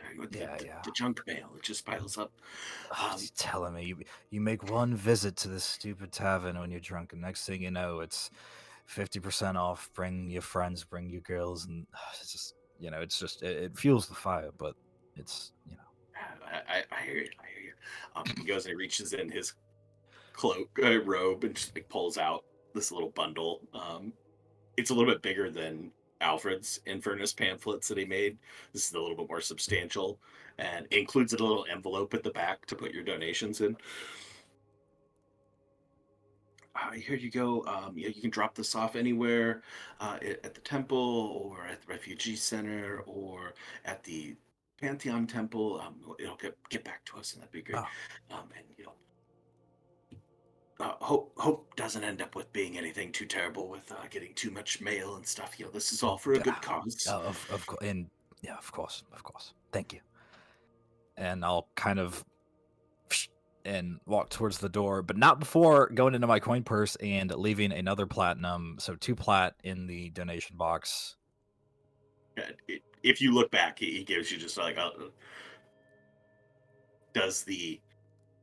it's the reverse of the Brioris. The Briora is like the water coming down. The Infernus is flames going up. And so he just gives you the little symbol, like waves his fingers in front of his face at you, where you're like, whatever the hell that means. I'll just kind of look back at him and keep walking. I'm gonna I'm gonna take my 10-minute stroll back, and then Kiesel's gonna go, oh fuck, I didn't ask the people at Brior. Do I go back? Oh shit.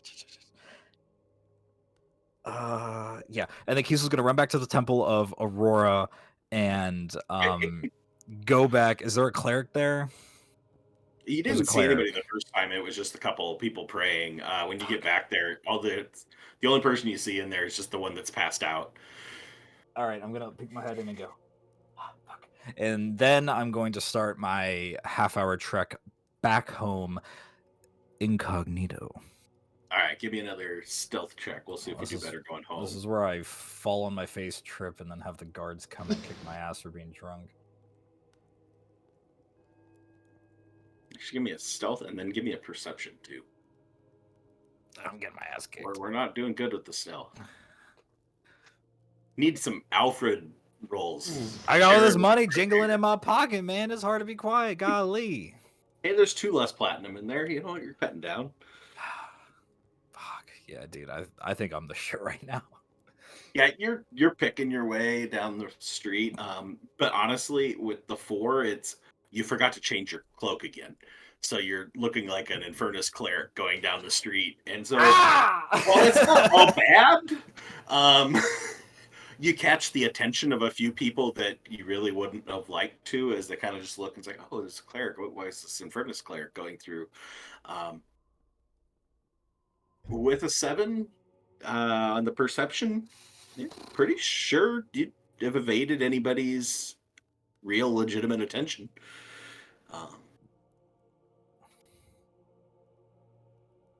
And you make it back to the house safe and sound, still have the key on hand, and are able to slip in. Did everybody go to sleep when they retired to their rooms? Yeah, Silenus and Alfred, I kind of presume, but the other two? As I get back to the house, I'm gonna like quietly close the door and go, I didn't change the fucking. Oh my god! Oh shit! Fuck! And I'm gonna go upstairs and then go to my room. Cedric, you over here? Did you guys just retire?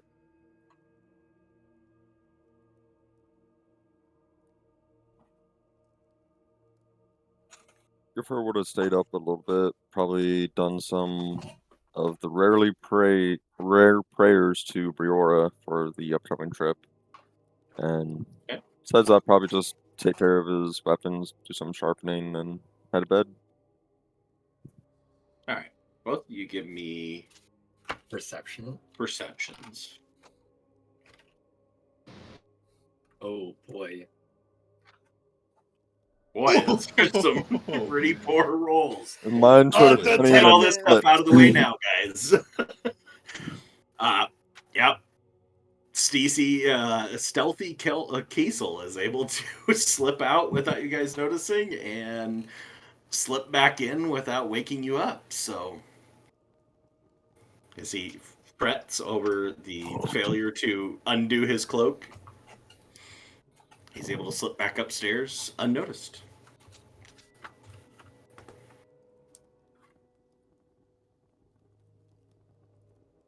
And now we get a long rest, and now we're not exhausted, right? Yes. Yes. Everybody taking a long rest, I assume, at this point. All right. Please. Let's get rid of our temple music and go back to some house music. Okay, not that type of house music. Home music. We're not going to go into a rave here, so. All right, you all get a good night's rest, relatively uninterrupted. Alfred and Silenus being exhausted, having that one level of exhaustion, you sleep, dead sleep.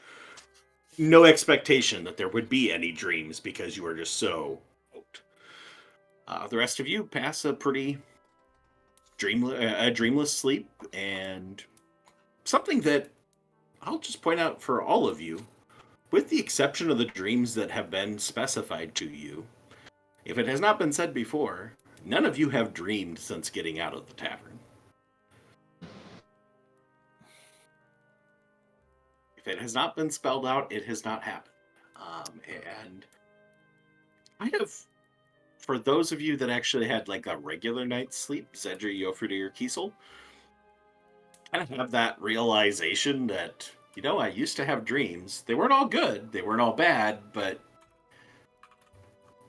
I've gone months without a dream, without a legit dream. But you wake, rested, fully restored, no longer exhaustions, and awake to the smell of bacon cooking downstairs, as well as some good smelling fresh cooked bread wafting up the stairs, and you have a cook now. So perks of a house. Damn. Really? She must have been up at 4 a.m. You had to catch Yofrdir before he wakes up. All right, we are moving ahead to the second day of Federman, 296 years after the fall. What's everybody doing this morning? We're not going to do like rolls for waking up or anything like that. Just as you choose to wake up, everybody's fully recharged and rested. Anything that you guys choose to do before you head down, feel free to spell that out. Otherwise, I presume you all reunite downstairs where the smells are coming from. So, Yeah, so I'd probably be coming in as everyone is coming downstairs. Zedry would actually like to wake up early and see if he can accompany you for dinner. Yeah, He of does it course. once in a blue moon. It's nice to do a bit of a workout. Yeah.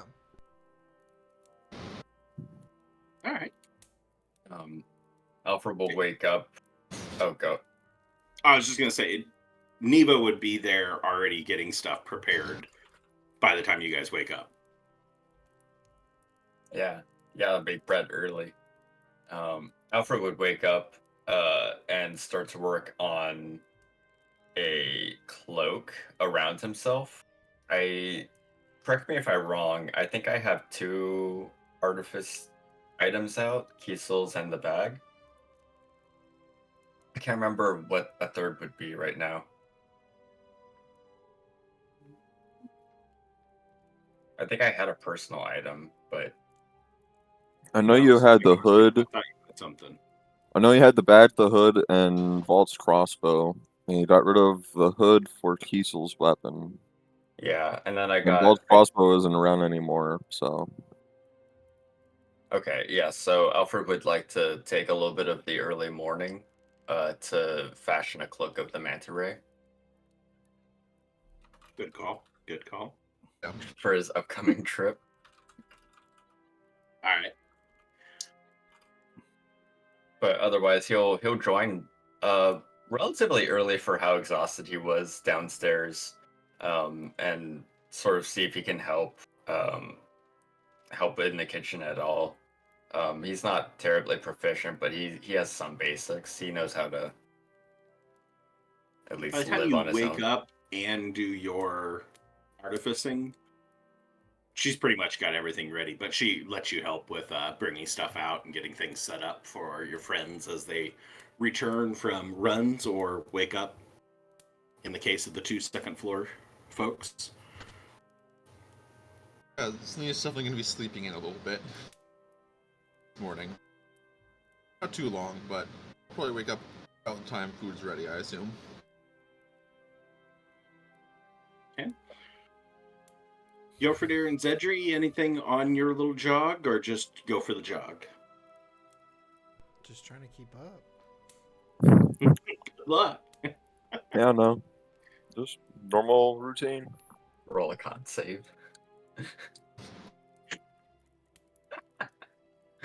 Yofordir finds nice opportunities to look cool, going and running in circles, to come back and circle back to you every time he gets too big of a lead. Here, let me do a couple push-ups over here, then I'll get back in the jog. It's all good. Roll for an asthma attack. Zedry's doing fine. Listen. Yeah, no, Zedri's done it a few times. He's getting used to it. All right. Kiesel, anything in the morning? No, just getting rid of the evidence that he was ever gone. I'm gonna take up and just. Other than that, get ready for the day, getting his glaive on him and everything, because we might be going on an adventure at some point. And with the smell of fresh food cooking, he's going to not like run down the stairs, but he's gonna make his way and see kind of what's going on. Morning, Kiesel. Breakfast is ready. What do you want? There's some bacon. There's Some just some biscuits, assortment. there's some eggs. There's bread. Well, the bread's still baking. That's presumably something for lunch.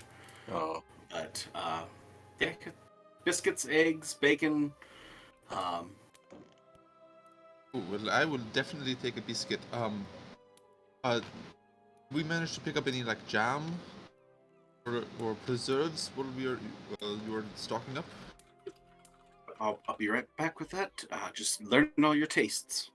Kiesel will go and grab some bacon and then like a biscuit or 2. Are these like? Yeah, he's gonna grab like a biscuit or 2. are you asking if they're buttermilk biscuits?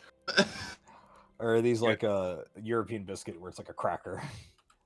Yeah, Neva will come back out. She's got a platter with like 4 different jams. Red, a purple, like one kind of in between, and then a more of an orangish. And she just goes quickly, pops the lids off the jars and sets them out, sticks a spoon. Thank you. Wasn't sure what you like, just got a little bit of everything. No, I thank guess you. we'll go for the orangish one. It's some sort of a peach preserve.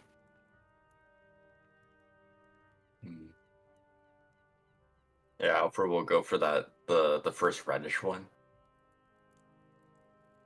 Strawberry. Basic. Classic.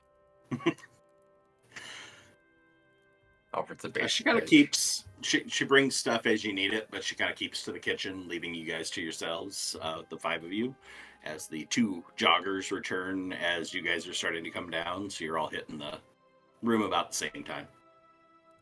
Alfred would feed a piece of bacon to Cybil. Morning, y'all. Do you guys wake up and go on a run? You went with Yofrider this morning? Good morning, everyone. Yeah, he came with me. Yep, I can do it every once in a while. Not to the point where I can do it every day though. He's actually doing quite well. Thank you. Maybe I'll join you one day. I'm not the most physically fit, I guess.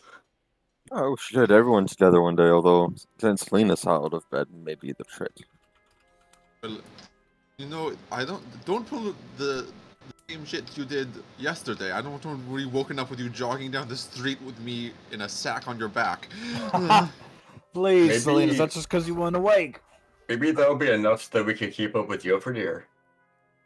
I won't put you in a sack. I'll make sure Kiesel fits your legs. I can make you a bag. We can put him in a wheelbarrow. Oh, we don't I'm have not to like- do that. You can be comfortable. Or make like a human saddle. Do you know those things that they have for mothers to have their child? You could. I mean, it would have to be on your front, I think, but you could have Maybe an Silenus. adult size one. Yeah, it would just take a little like larger strapping.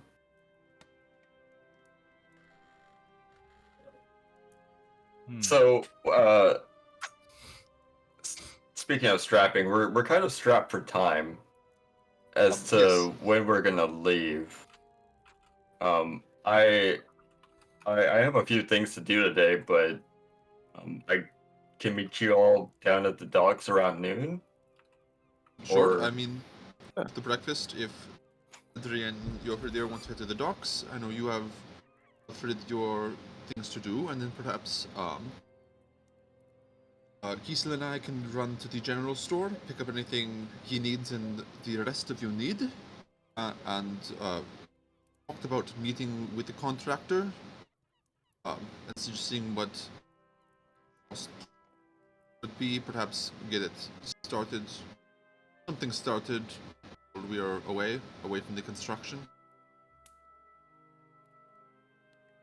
And over the course of breakfast, Alfred will pull out a set of papers and unfurl them and start to like, well, not start to, but continue reading through some of the notes that Masa left him. Just sort of like spoonful or forkful in one hand and casually reading the morning paper.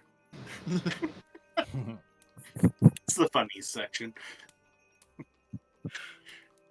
Interesting funnies. I don't get it. No, that seems about accurate. So, for the notes. All right, guys. Splitting up for tasks. Do we have a? Who all has something they intend to do before you meet up at the docks, other than Alfred, which has been explained.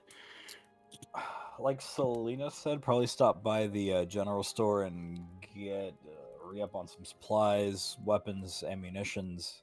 We can Yep. take a shopping list if any other people would be interested in getting some.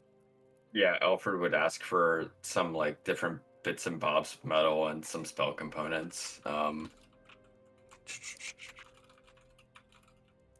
Yeah, Yofrider would just ask for someone to grab some javelins for him too.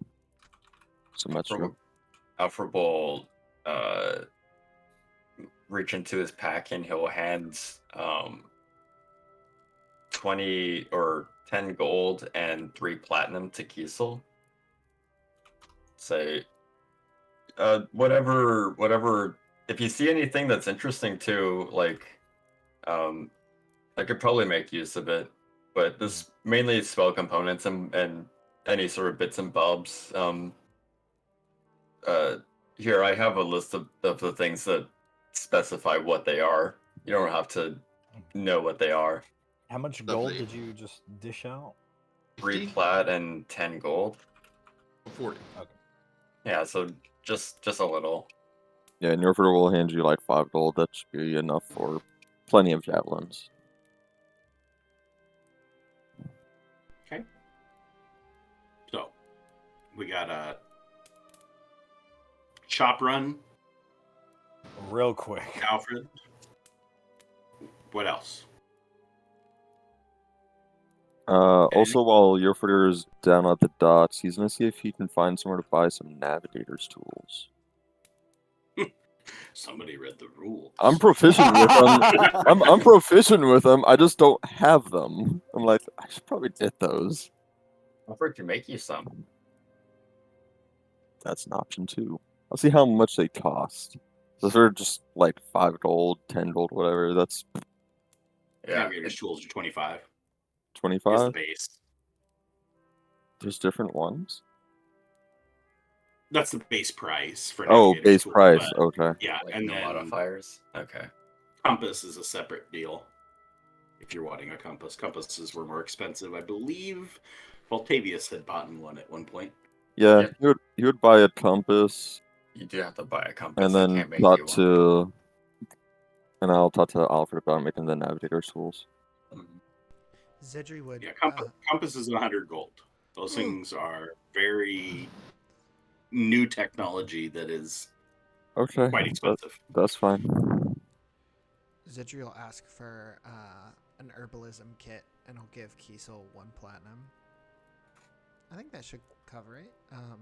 Any sort of like medicinal herbs that cover the rest of the cost. Okay, well, since we're talking about the shopping part, let's just get it out of the way as to whatever you guys want to buy. Let me know what it is, and I can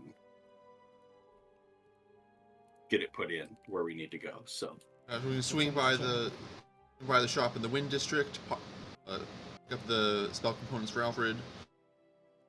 yeah, we'll just kind of hit them all, unless you're wanting to, like, really have discussions with shopkeepers and whatnot. We can just do a quick persuasion if you're trying to negotiate a discount at places, and just apply it. So we don't spend the rest of the session on a shopping trip. Yeah. I'd So- be happy to roll a persuasion.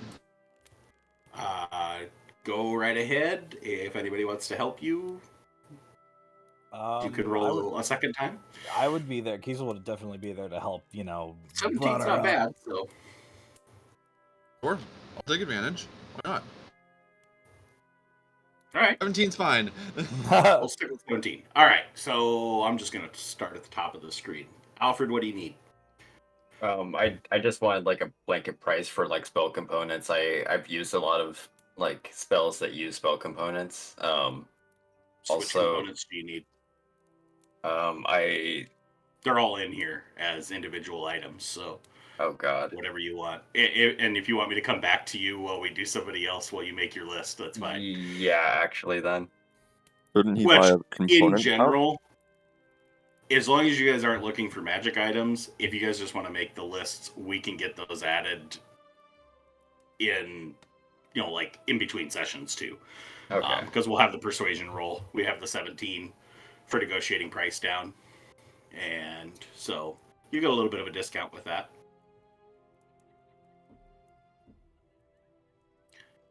So if you guys just want to make your lists, and if it's something that comes up as being we need it, just make sure you've noted it as being, so like the navigator's tools, compass, whatever you're going for there, make that one clear that you're buying it before we get on a boat so that we know you have it when we're on the boat.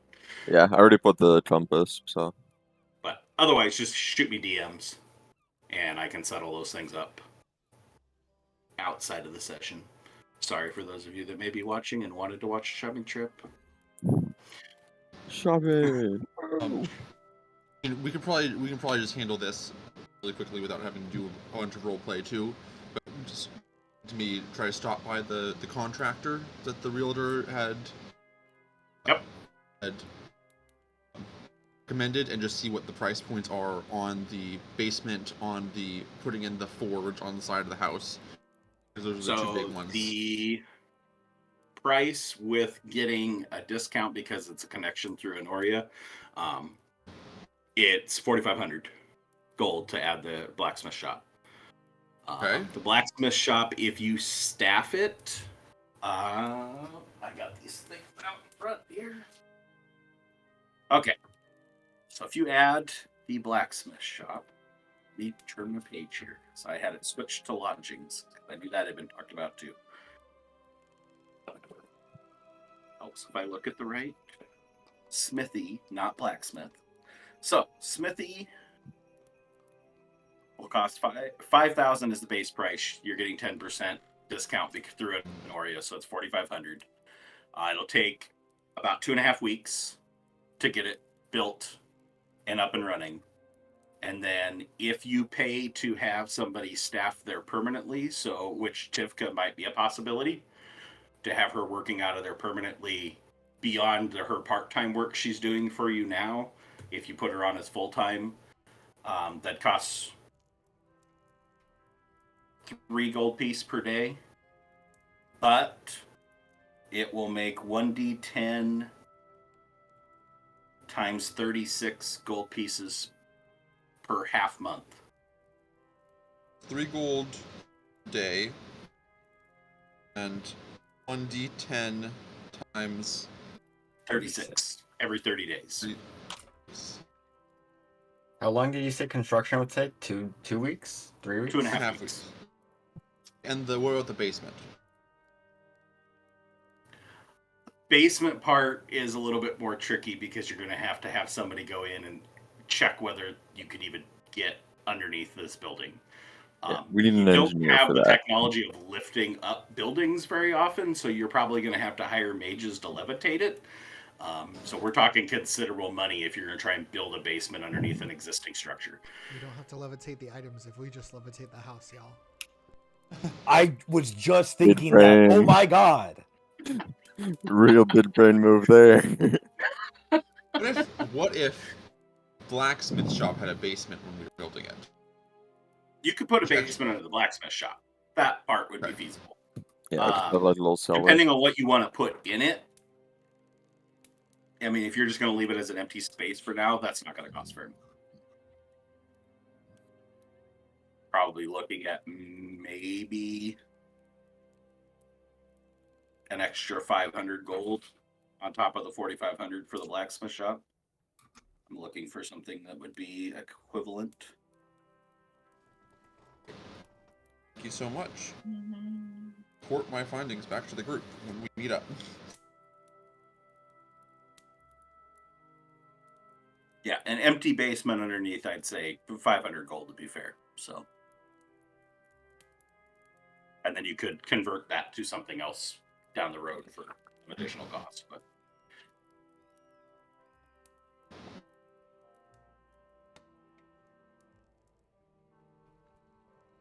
thank you to Wall Rock Homebrew Content for the lovely materials on building structures.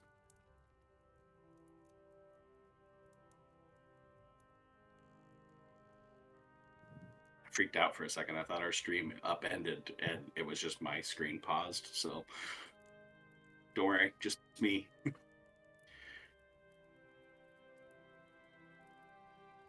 All right, so shopping trip has been established. Alfred, off to where? To Massa? Okay. Sort of meander over. It's not terribly far now, is it, actually? No, it's like half a block down the street. Yeah. She's very nearby to your new home. He'll You give find her shop open already for the morning, but as typical from what you've seen previous trips, not a whole lot of clientele because there's not a whole lot on the shelves. Most of the activities all just the workshop element of it, not so much the shop. Is there anything that catches my eye on the shelves, even as bare as they are? No, it's all pretty basic stuff that's, you've kind of moved past, easily able to handle. Like there's a few minor enchantment weapons, basically the equivalent of +1 weapons, and a couple other odds and ends, but nothing really exciting. They're actually pretty low level stuff, but they're more basic utility that people might buy for use in their homes more so than stuff that you guys would use as adventurers. Yeah, he'll sort of just like wander in, I guess, after giving a rap on the door, but seeing it sort of vacant. Um, he'll call out, Masa, are you here? Are you open for the day? Oh, I'm busy. It's No Alfred. customers today. I'm not a customer. Alfred's just gonna start walking back behind the counter. She goes and she like pulls the door open, just like peeks one eye out. You just see this beady eye sticking out from the little crack between the door and the frame. Oh, pulls open door. Sorry, got all worked up and thought somebody coming in to spy on things and whatnot. Yeah, no, it's fine. I understand. Do you have any luck figuring out solution to the thing I dropped off to you the other night? No, I've started taking a look at it. I haven't really gotten much onto it. We're just wanted to sort of stop by and uh see how things are going and see if I could help in any way before we're going on a trip actually. We're going to Ashmain, and so we might be gone for a little bit. Oh, yeah. That work on it when you can. It's a little bit tricky situation. I've been trying to figure it out myself, but I having a little bit of trouble, and it's a little bit complicated.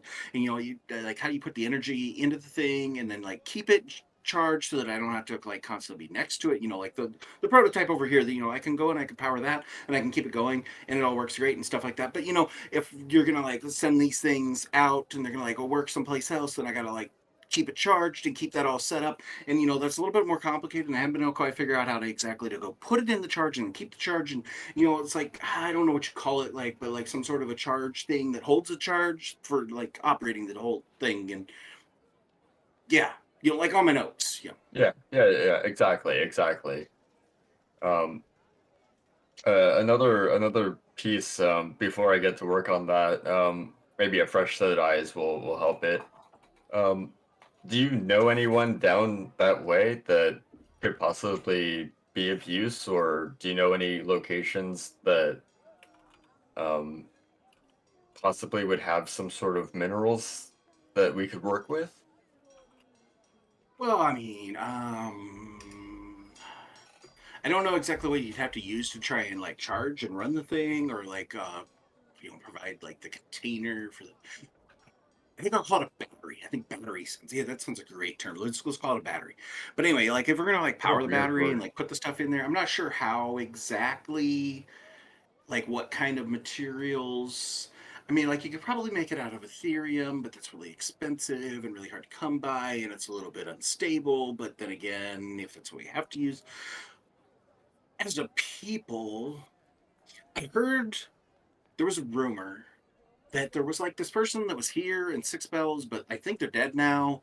And like they had something similar, like they had made kind of an automaton that kind of did this type of thing. But then, yeah, they killed the magistrate and then they got executed or something like that. I'm not exactly sure what happened, but yeah, something like that.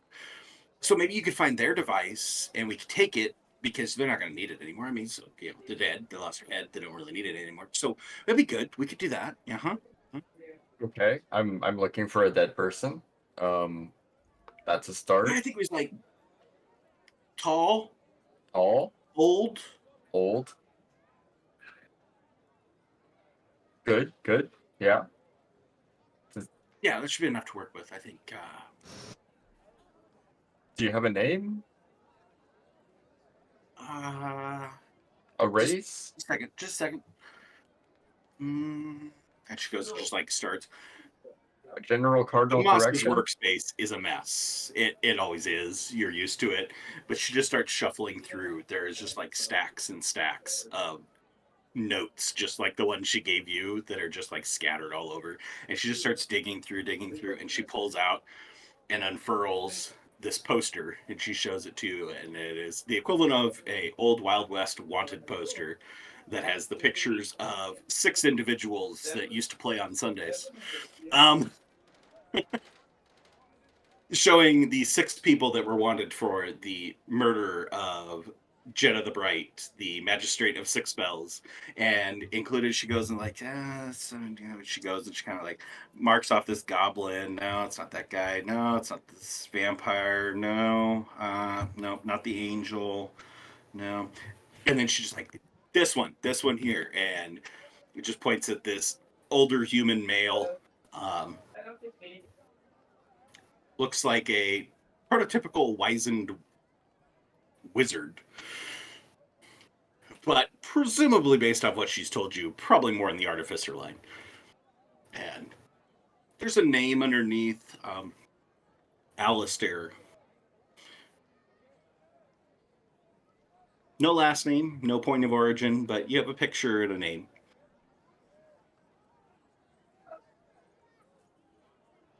I mean, if he had it on him when they executed him, I suppose they might like still have it in the dungeons here. If you wanted to break in, get it out of the dungeons, I'm sure that wouldn't be any problem. Few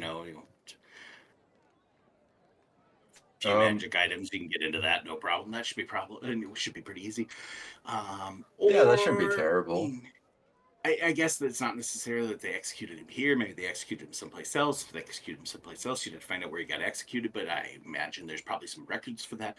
So if you broke into like the palace, they'd probably have the records. And then if you took the records from there, then you could probably track down where he was executed and where they put his stuff and where that's being stored now. Is the palace the only place that those records would be? I mean, like, it's not like I work there or anything like that. I don't really know how all this stuff works or exactly how to go about any of this, but it's just a thought. I mean, No. you got friends. Your friends break into places, right? I mean, those kind of friends. We occasionally have to get into places that are locked, yes.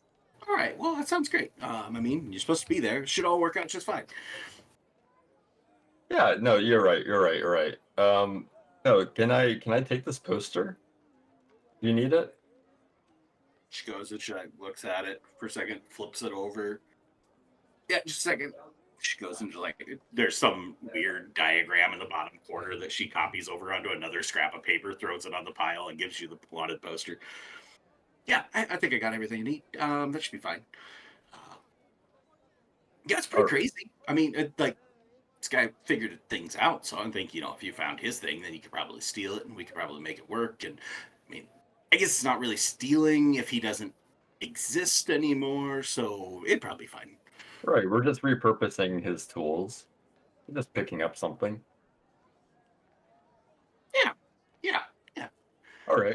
I'm not like exactly great at like the sneaky stuff, so I'll just leave that up to you and your Neither am friends. I. You said you guys do this stuff on a regular basis, so I'm sure it'll be fine.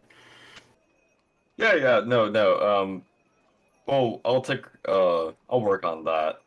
Thank you for the information. Now let me take a look at the battery is the word you used. Yeah. I think battery sounds like a good term. I mean, we can name it whatever you want to name it. If you're going to invent it, then I guess I suppose that means you get to name it. So we could No, call it's it like just an Alfred or something like that. That sounds good. Or I've never Freddy. I like the Freddy. That sounds no, great.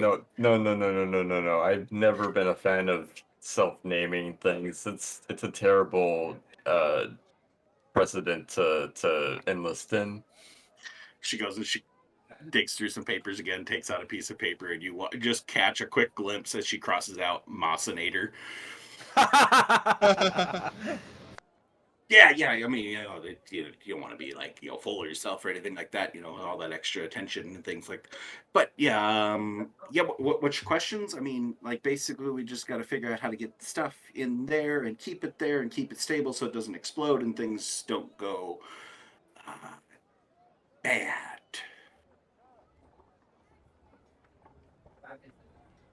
How bad is bad? Well, I mean, it depends on like what we use. Like I said we could probably use Ethereum, but if we use Ethereum and Ethereum goes boom, it tends to go big boom. Kind of, it probably don't be within 500 feet when it go boom. 500? What are we? So maybe find a Hmm. different use. I mean, like a different vessel would probably be okay. Yeah, the stability is probably the big problem. So if you can figure out the stability issue, that's probably what I need you to take. I would just suggest probably small amounts, like feed in just like minimal amounts of Aether into the device and see if you can maintain it so that, if it goes boom, it's just like your hand that's gone. Yeah, I'd rather just a hand, but maybe not a hand at all. Well, I mean, maybe just fingers. I mean, fingers, we can.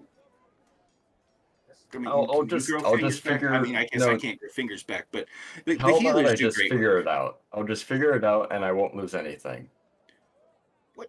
I got lots of confidence in you. That's kind of why I asked. I figured there's something for you to do. You seem pretty capable, individual and everything like that. You've been really helpful with everything, so I figured you could probably do this with the minimal loss of fingers, hands, parts. Alfred's gonna go ahead and take a look at the battery. Yeah, it's pretty just rough sketch of what she's kind of got figured looking at. So basically, the image of a AA battery, but much larger, but with some sort of a panel on the side that can let you see the inside to see how much energy is stored within it. Not like a digital readout, but more like a window. And it's very, very, very rough. Up to this point, the prototype has just been powered by her own, feeding her own magic into it. And then once she's tapped, it's tapped, and it shuts down. She has to be within so much proximity. So the idea is, how do we get it to be able to march off into the distance and do its job without having to have somebody within 500 feet? Bonus self-destruct mechanism. So Bonus, it's already implemented. It's not a bug; it's a feature. It's a Yeah, feature. exactly. Yeah, Alfred will try and keep an eye on the time, but he'll spend as much time as he can, sort of like trying to, springboard off of her drawings and schematics. I mean, like, you have the bulk of the prototype built. I mean, it's still in some rough conditions. There's some parts that are built out of wood that intend to replace with higher quality metals. But you can get a pretty good idea based off of size as to what kind of a size you have to work with and where you can fit it in, and kind of just work through some rough planning steps. Give me an investigation check on what you can decipher over the course of your morning.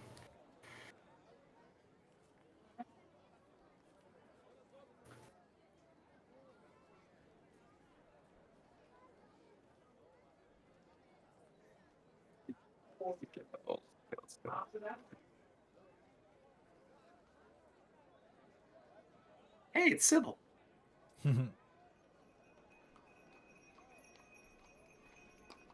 Cybil want to give the help action? No, who needs the help action? Oh! The dog let it be. Did he see it before he got up? I hope not, because that'd be real funny.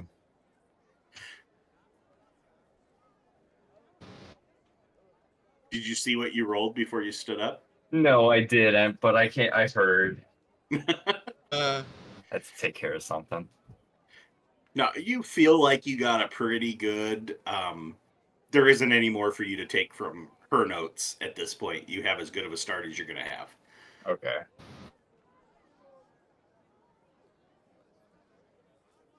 Ugh. Okay.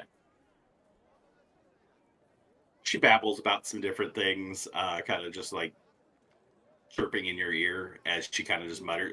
You don't even know that she's 100% talking to you most of the time.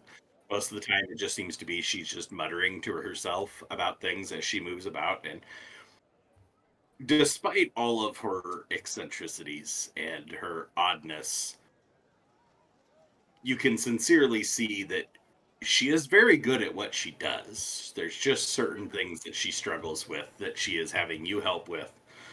But she's not nuts. She just appears to be. My type of people. But after watching the time for a bit, you get caught up in things. So you're running a little bit behind as you have to rush a little bit to go catch up with everybody else at the docks. Like 12:30. Anybody else have anything other than the shopping trip that was being done before the docks?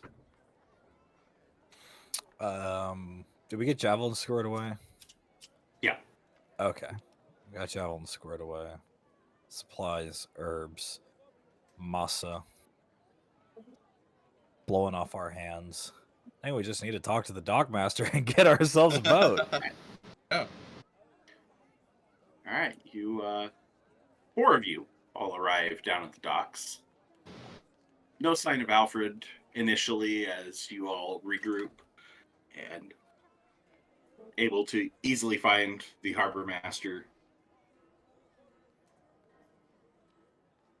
who provides you with a list of 4 ships that are available that could be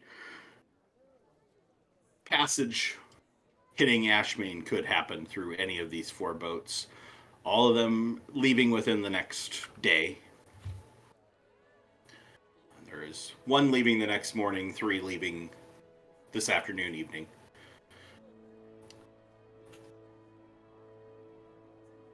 So, without further ado, as you have Alfred arrives late, but better late than never. Everybody's regrouped. You're provided with the names of a galley, passenger galley, named Cyrilla's Promise. So, galley's bigger ship than your sailing ship you guys traveled on previously. So this would be a pretty sizable ship to be on. You're told the captain is Captain Galib, a male human, and that the going price for passage on this would be 75 gold per person, which will get you to Ashmain, not a return trip. That just gets you to Ashmain. Harbor Master makes it quite clear that is the priciest trip that you could take. The ship's a little bit faster, probably get you there in 8 or 9 days instead of 9 or 10 days. You're also given the name of Queen's Belief, a sailing ship. That one, they do indicate that Jofredir could probably get some work on the crew because they are a little bit short on crew members. So if you helped out with the crew, they might be willing to negotiate a little bit of discount on the rate. But otherwise, it's 45 gold per person. The third one that is leaving this evening is Hatchet's Folly, which is another sailing ship. This one's fully crewed. Kind of described as being probably the less seasoned crew out of the ships that are available, but That also comes with the lovely discount of being the cheapest route of 30 gold pieces per person. And then the one that is leaving tomorrow is Lionel's Rest, which is also a sailing ship, fully crewed, considered to have one of the better crews available, and it also carries the higher price tag with it at 65 gold pieces. Any additional information you want to have on any of the boats, feel free to ask, and I will provide what I can. So, as to any perks, any drawbacks, anything that you can notice about the boats that maybe makes you a little bit more inclined or less inclined to deal with. I gave you the name of the first captain, but not the names of the other captains, so I can give those to you if you want to. But I don't imagine the names of the captains probably is the critical factor in who you're going to pick. But maybe I might be wrong. If any of them are named Bill, we can't trust them. Or Chuck. Yeah, or Chuck. Chuck. Can't sail with the Chuck. So, Cerilia's Promise is leaving when? Today? Surila's Promise would be tonight. Tonight. Okay. Yeah. Is that the only one that's leaving tonight? No. No, the first three are all leaving tonight, between the Okay. afternoon and the evening. Queen's Belief is Also tonight. tonight. And then Hatchet's Folly is also this evening? Correct. Cool. And in order of cost, it was 75 gold per person for Cirilla's Promise, 45 gold per person for Queen's Belief, 30 gold per And person. the possibility of a discount on that one because of being Yes. short crew members. Yes. 30 gold on Hatchets and 65 on Lionel's. Okay, cool. Okay, you have Captain Galib on the first ship. You have Captain Seema, who's a female merfolk, on the second ship. Captain Hagley, a male merfolk, on the third ship. Doesn't look anything like Zircon. Don't worry, we don't have to have any bad recollections. And then Captain Felady, a female elf, is the captain of the ship that leaves tomorrow morning. And they're pointed out to you, so we will give you picture time. Oh no, a merfolk on the water sounds like a good captain. There's two of them. Yeah, but I don't get a lot of money. Yeah, I'm kind of broke. I've got like, if I don't get anything back from Kiesel, I would only have 90 gold.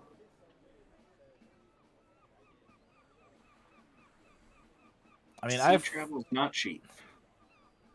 I have 471 gold and 7 copper, but I don't want to spend it. Can we use the 30 gold boat? The slowest one, though? Oh, fuck, no. Absolutely not, actually. So my thought would be, Zedri has like his notebook out with like everything kind of like line itemed. We should probably go ahead and stick with the Queen's Belief if there's a possibility that Yofredir could do some work and we could get a discount on it. Because it kind of seems to fall in between experience of crew, whereas the others were either lauded or they were said to be novices. May not get as cheap as the Hatchet's Folly, but definitely trust the Queen's Belief crew a lot more. You want to inspect the boats at all?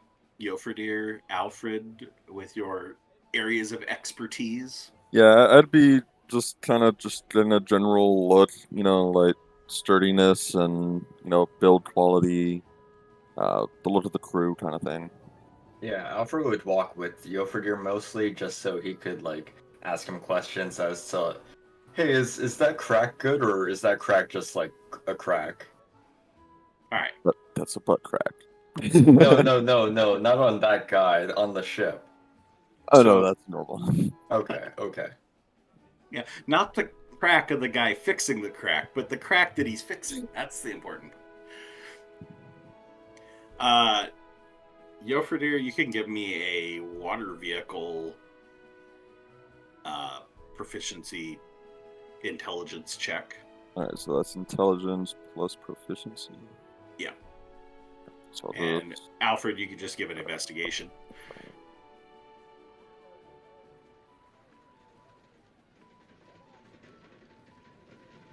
And then tell me which boat you want to look at first. Alfred would want to take a look at Damn, the 24. My God, uh, Alfred, you are on fire tonight. Really. 9 and a 19.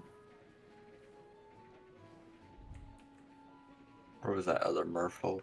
Captain Sema. He'll. I guess we'll start with hers. Okay, Sema is the Queen's Belief. Or Sailing sorry, ship. which one was the one that we could get Yofrir to work on? That's that one. Okay. I figured it was, but So, say with your investigation, you don't observe any issues with the crew. You can tell the shortage in crew members that was indicated as being a possibility for getting a discount. Crew's made up of all different races, quite the motley crew here. Ooh, bad. No, we shouldn't do that. Let's take that back. Meh, meh. There is a flag flying from the ship that looks to be some sort of noble flag. Don't recognize the name or not the name, but I mean the symbol is not recognizable by you.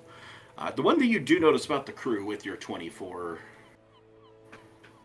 was it? No, your 24 No, investigation. That was was before. for- Sorry, yeah, 19. Sorry, with your 19, they're all quite older. It's a very seasoned crew, but that might also contribute to why they don't seem to have any issues with it. They've been together for a while. You do also notice that there are more weapons mounted on this ship than typically on another sailing ship, so it is a little bit more heavily outfitted. But Yofridir, you notice with your 9, barely, it's sitting a little low, so it's probably going to be a little bit of a slower ship. well, what do you think? I mean, they look a little rough, but if we can get a decent passage, Well, a rough crew's a good crew. Maybe a bit slower, but definitely safer. yeah. Do you see all the armaments? You could take out a dragon with that.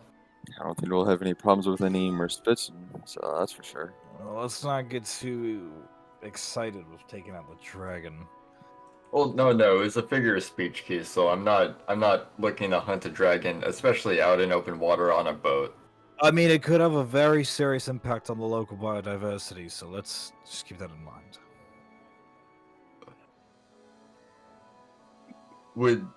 Does anyone have any like pull towards another ship? Because it seems like cost is mainly our dividing factor, Um, or your deciding rather. expertise. Which one do you think is going to be the fastest? Fastest would be the more expensive one, the dally over there. But wouldn't be a whole lot faster. Maybe a day, 2 days at most. And if we took the fastest option, I would need some help getting back, unless we came into some other work along the way. We were planning on doing some jobs while we're there, right? I would Sure, hope so. We need to sustain being alive. I don't really have an opinion. I mean, we're not in a rush like we were before, having a tight schedule, but I don't know if I'd want to be out on sea for too long. Right, we don't want to be on the sea for too long. Either way, it would be roughly 9 days. Damn, that's a long fucking time. Yeah, I would definitely want to do the faster ship then. I can afford to pay the extra 20, 30 gold. In looking around, there's very little possibility that the Dark Maiden is docked right now, correct? Yeah, you don't see any sign of the Dark Maiden, no. Okay. Would there be any sign of like folks from that ship, maybe like moving to or fro from like inns or taverns? Give me a perception check. All right.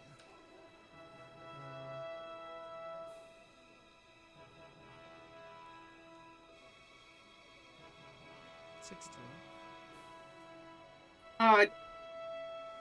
you think maybe you've picked up on one of the people you saw back on that drunken stormy night. Episode 3, book 1, for anybody wanting to go check that one out. But as you kind of go over and start to get a little bit closer to get a better eye on them, pretty sure it's not that person. There's another person that catches your eye, and you quickly figure out that that's not Zircon, that's somebody else. Clearly shouldn't have been Zircon. Rip. Just kind of creeped you out for a moment, but hopefully he's not back from the dead. That would be a little bit Nah, he's already been back from the dead once, so let's leave it alone. Yeah, Zedriel look to the others and say, I'm really sorry, but I don't think that I'm going to be much of assistance here. So I, for one, will totally defer to whatever Everdy and Alfred decide on. Cost isn't too much of an issue, right? No, I mean, it's really just a matter of 10 more gold here and there. To be honest, I mean... I can help to cover anybody if you're low on funds or anything like that. We can take the faster ship. It'll be a bit of a nicer trip too, I suppose. Definitely more space than the Dark Maiden or the Painted Eye and any of those. Can we take a look at that ship then? Yep. All right. You figured, come help me out. Let's make sure that we're getting on something that if we're paying the extra, we might as well make sure we're getting our money's worth, right? Okay. Damn. Well, that one's better. Oh. That was way better. Nice. All right. Checking out this one also has additional weapons beyond typically found on a galley. Plus, it's a galley, so it's a little bit more heavily built. This one has additional sails over top of what typically would be seen on a galley, which presumably is going to give it a little bit of boost on speed. Also a mixed race crew. Looks like a full crew. This is a huge crew. You count well over 60 people moving about, getting this thing ready. Don't notice any issues with the crew on this one either. Yofredir with an 18 this time.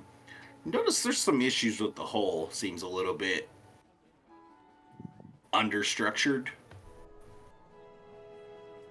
Weight reduction. But possibly might have been they slimmed down on how much support there is to it in order to get a little cut off a little bit of gain some speed, cut off some drag.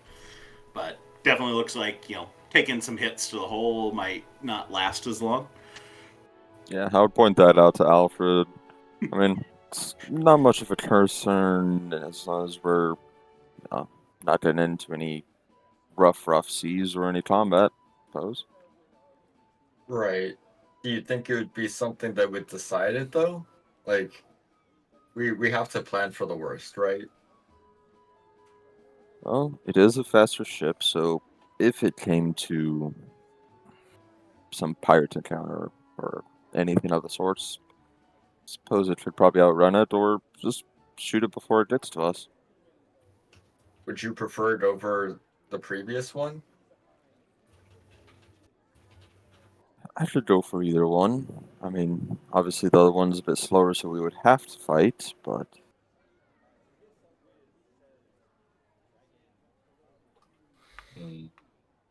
Well, maybe... If anything, I could probably repair it if things do break that hull. The only problem is that we wouldn't have materials, I think. Well, they also seem to have a sizable crew. With it being that many people, I'd assume they have some sort of at least basic repair supplies. Should we stock up on like 2x4s just before we get on the boat? I mean, if we're gonna think it might be that much of an issue. Also, I would like to Would they use charge my us more? I'd like to use my brain real quick. Would there be any knowledge of pirates on this route, or would this be any more treacherous than the previous route that we just took? They're going to charge us for oversized baggage. Yeah. No, it's First carry-on, bag dude. Come on. flies free. If it doesn't fit in this little space, you can't carry it on. It's a plank of wood. Kiesel, you can give me a history check with disadvantage because you've never traveled this route fucking- before, so it'll only be whatever you picked up from rumors in your carousing in the past. Please drop a nat 20 for a nat 20. Oh, drop an 18 for a 1. I don't know anything. I'm talking out of my butthole. You asked for a crate, but you got the Not that wrong one. Yeah, don't know anything about the piracy risk. You know, we might face some pirates. We might not. We might face like a big fish in the water. I mean, there could be anything out there. It might just be like a nice leisurely cruise. Or we could be going into our deaths. So I'm not sure what we should really be bringing. Right. Oh, that's the life of an adventurer. Quick question, True. Kiesel, wasn't it you who kind of like upset the creatures last time? I remember coming up and somebody like straight pointed at you and said that you were kind of the reason that one of the crew members got eaten in half. I don't think that was.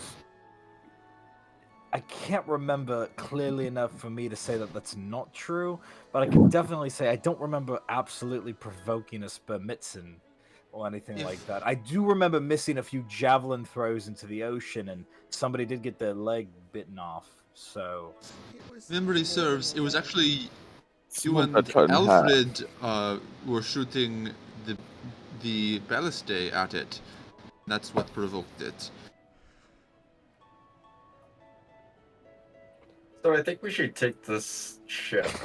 I think it might be at the faster speed will help us elude any Merspitsen. I would agree that maybe the fastest would be the best, just so we can cut through the waves and not spend 14 months at sea. Does it look like there are any other folks who might be considered like passengers? But, I mean, give me an investigation. Yeah, how many seats are there left?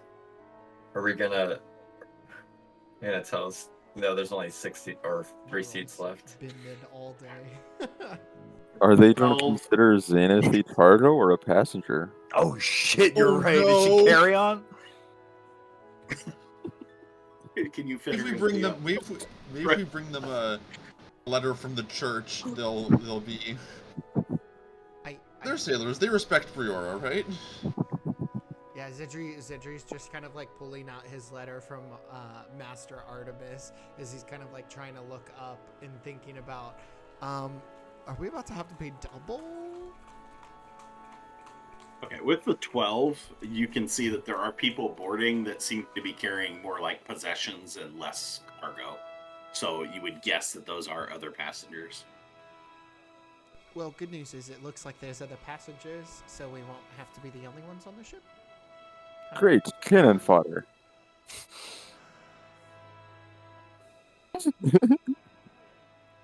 I agree with Alfred. I think that we should go ahead and book our trip. That's agreed. Right? Do we, do we need to see the captain, or do we need to see the dockmaster, or? Who would we go see to book our tickets?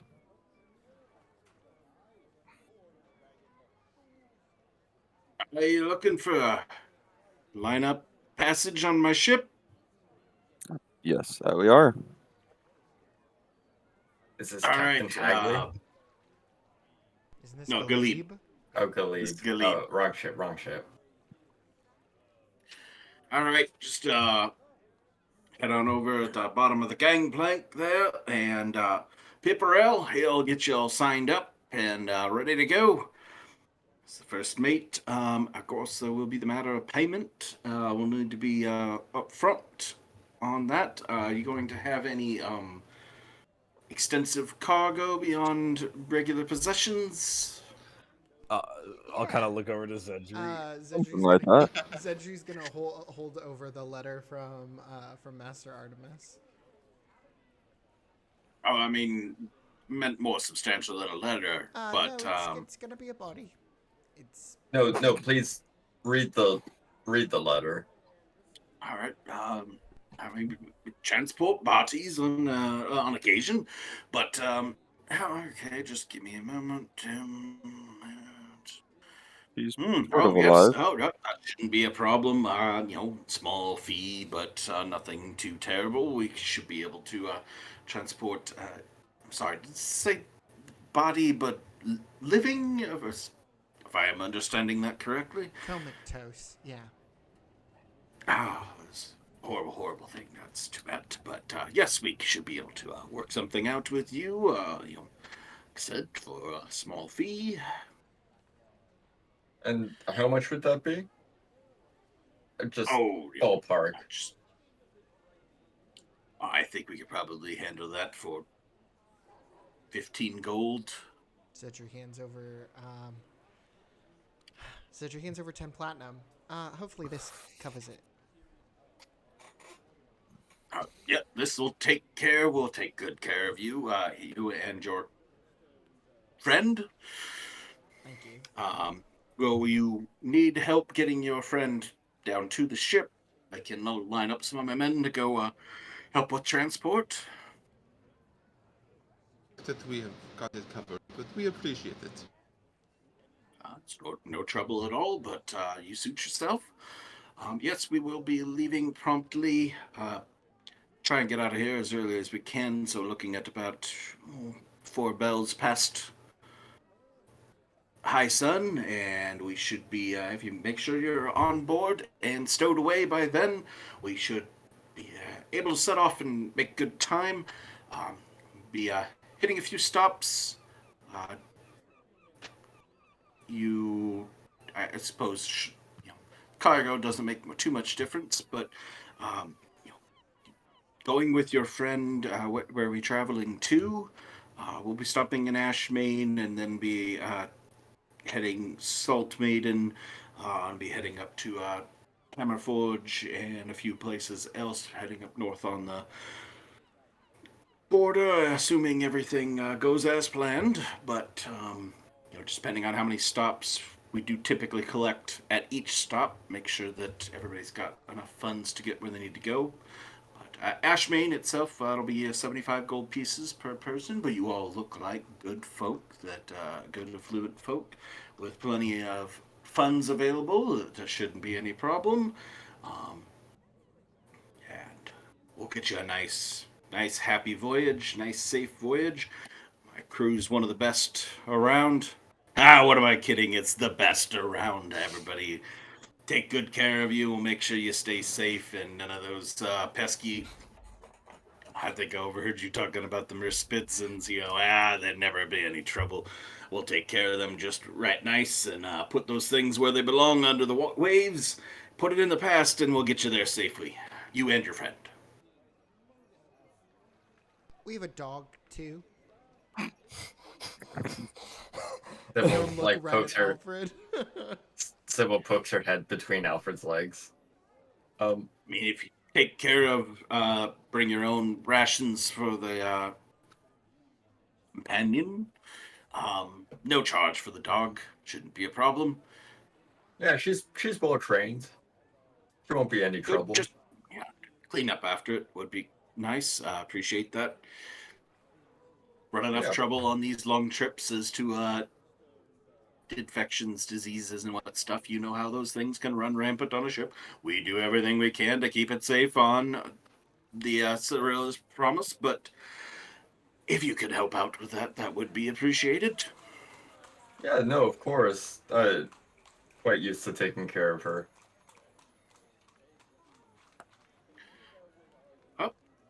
Yep. Just if you guys get your 75 gold pieces ready for each of you, as well, and make arrangements for your friend to get on board. Pepperell over there, yeah, he's the little mousy one over there, standing at the bottom of the gangplank.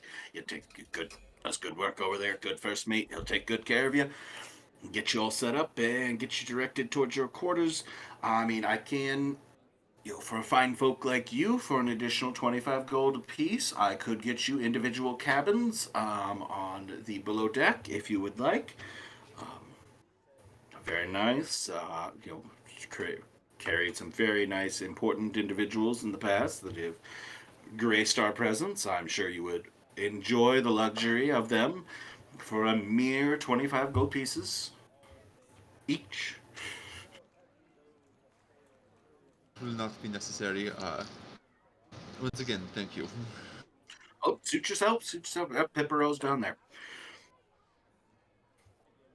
Hey, like, turns, starts looking, just kind of trying to pick out other people in the crowd to recruit other individuals to get on the ship. I'll turn to the party. Man, 25 gold per companion. I got a group of friends here for free. What a ripoff. 25 gold.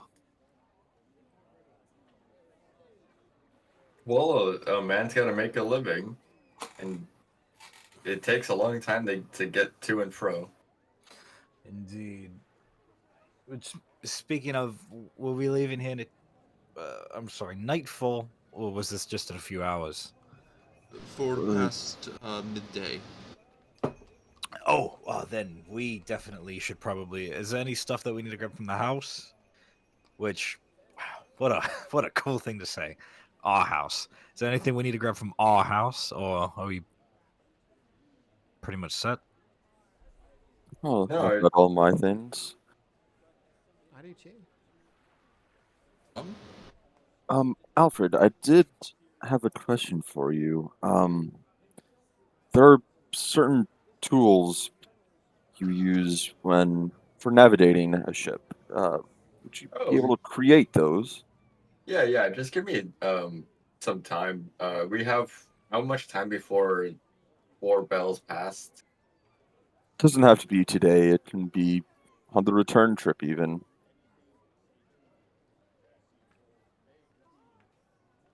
Yeah. I guess you probably have about 3 hours. Um. Yeah. Just if I can get somewhere to like sit down for a minute,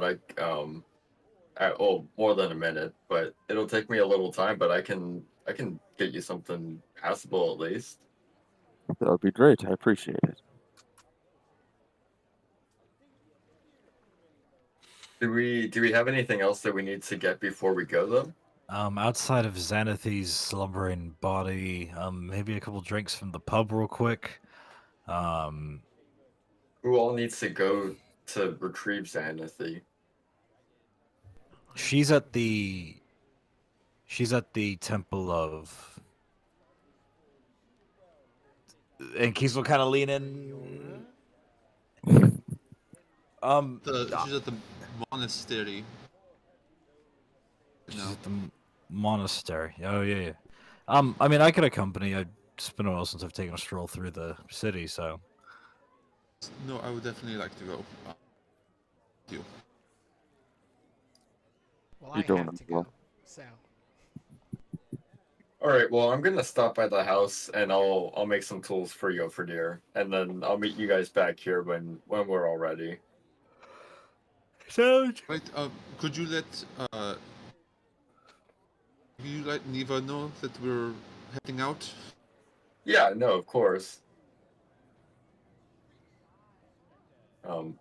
Alfred will go ahead and say a quick goodbye and make his way back to our house. Before Alfred goes, Joffrey is going to hand him 10 gold to give to Neva for while we're gone. Oh, thank you. He'll store it away and then be on his way. Anybody going with Alfred? Or is No. everybody else going to Xanathi? Alfred's alone. Okay, got Cybil. hearing no opposition. Dog check. Soon. Dog check. No, he check. left the dog on the boat. Dog's already set up to go.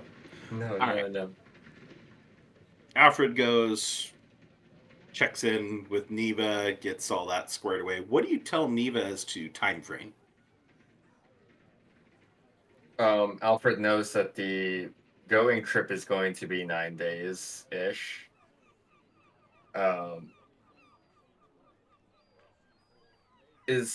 Would 10 gold cover 3 weeks? Depends on whether you're paying the asking rate or the rate you talked about giving? What did we decide? I know I decided something. Decided to double their rate. So 6 silver a day? Oh, It would be No, it'd be 5 copper. 10 silver a day. Oh, so 25. So It was 25 copper per person. person Right, per so day. 50 So it'd be copper. 5 silver. So if you're going to double it, it So would you be decided about talking about doing one One gold gold. a day instead of So 10 gold 5 would silver cover a day. 10 days. I didn't even think about that. you're just paying your share. Alfred will tell her that we're going to be gone for 2 weeks, hand her the 10 gold that Yofadir had, and also the rest of his currency, except for the 6 copper, so another platinum and 5 gold pieces. So there'll be... Okay. Say the total amount again. That'd be 25 gold total, converting.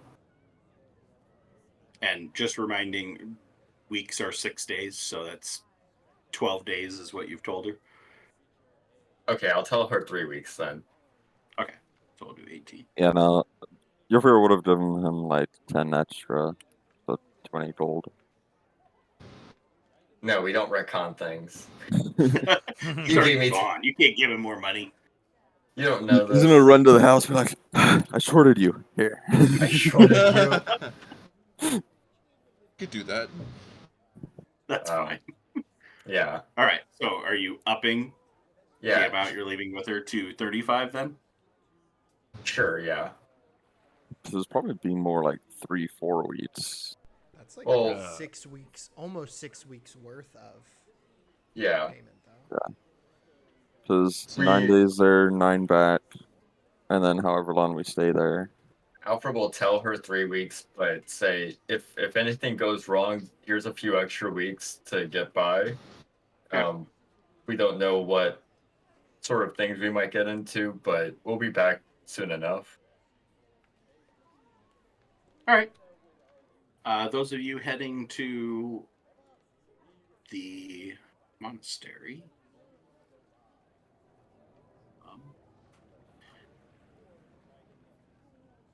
Arrive, see 2 guards standing out front. Stop you before you go in, just ask you a few brief questions. Once you present who you are, you're on a list, Zedry, so you're ushered in. Pretty sparse population inside the main area of the monastery. But you're greeted by an individual that comes out and, has a name that's written on a piece of paper somewhere, but I have no idea where that piece of paper is right now, so it's that guy. Hey, there we go. Zex, male elf, cleric, or cleric, sorry, monk. Zex Moontalon. Greets you, just here to see your friend. Actually, Master Artemis of the Aesiphus, has left Xanathy in my charge to transport her back over to Ashmain. We just secured charter on a boat, and we will be taking her with us. And he'll, hold up the paper. Very well. If you don't mind, if I could take this, show it to the master quick and make sure that everything's okay so that we got this all lined up. We can get you on your way. Of course. Thank you so very much. Polite bow as he takes your letter, folds it up, carries it, and rushes off. Just like the hurried, quick legs, but the rest of his body's just like moving like it's prim and proper.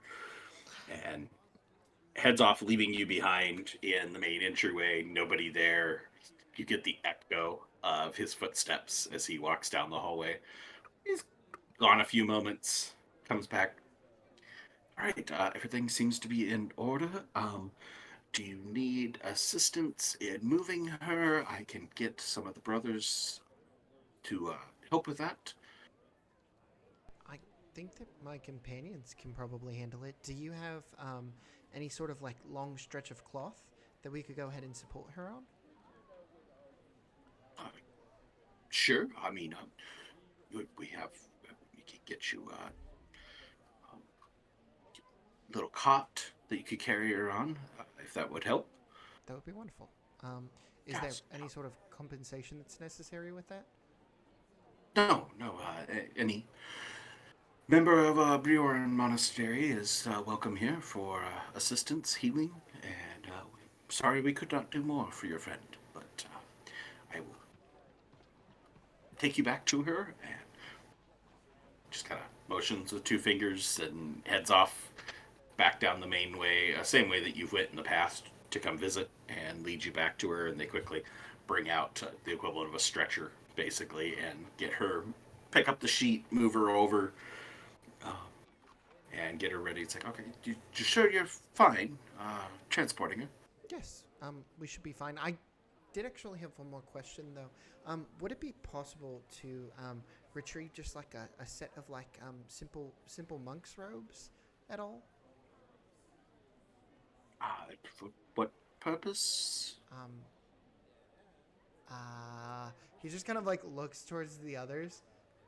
I recently kind of took a pledge of my own, towards the monastic traditions. This is. I'm sorry, and he just turns to the others. I didn't really like say it out loud or anything towards all of you, but it hasn't really come up at all. And I figured I would kind of like dress the part, if that's not too sacrilegious. I think that's great. Oh, I feel bad for not noticing a whole lot. I just thought you got some new clothes in a way. But if I see you start like doing like punching things and stuff, I would have noticed sooner. Now, I have really brittle knuckles. I'm not going to be like punching anything. It's fine. And Yeah, did were you doing some training with Jofridir with that? yeah, I mean, I've been trying to keep up, but I Oh! haven't been doing extremely well with it. I am not the best, but it is a training that I am undergoing, and I'm hoping that I can go ahead and stick to it, and maybe keep up without getting so winded. I feel like I maybe slightly had like an asthma attack this morning. Sorry to interrupt. To answer your question, I mean, will you be going back to the city at some point in time? Have any intention of training here? I mean, I can get you set up as a new student. Thank you so very much. We're going to Ashmain, which is actually my hometown, and the Aethysopus over there. I was going to ask if they might take me on as a pupil, just for the short term. But we're kind of adventurers, and he's gonna put up his arms in like a hero pose. So I mean, the wind takes us all over the place. Well, we do live here. We own property, so we will be back.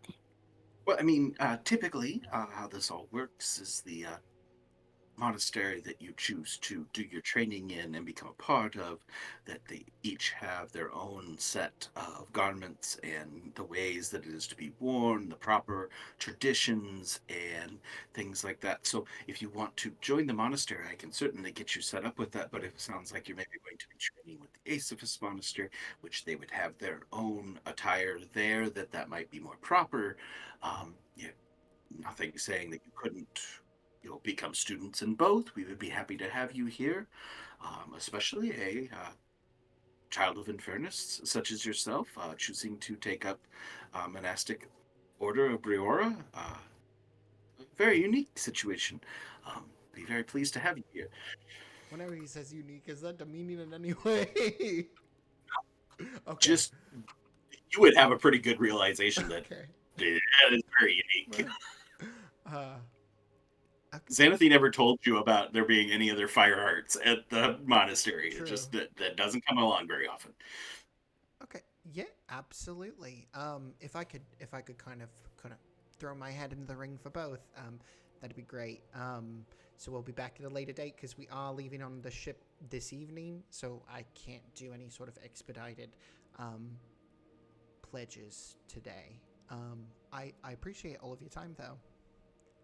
Yes, I can get you the ropes real quick and get you just signed into our role, I suppose you could call it, that just keeps track of our members, so we know where to contact them when needed, and make sure that we can keep in contact. But yes, pledges and training and all that stuff. You are welcome to come back at any time to do so.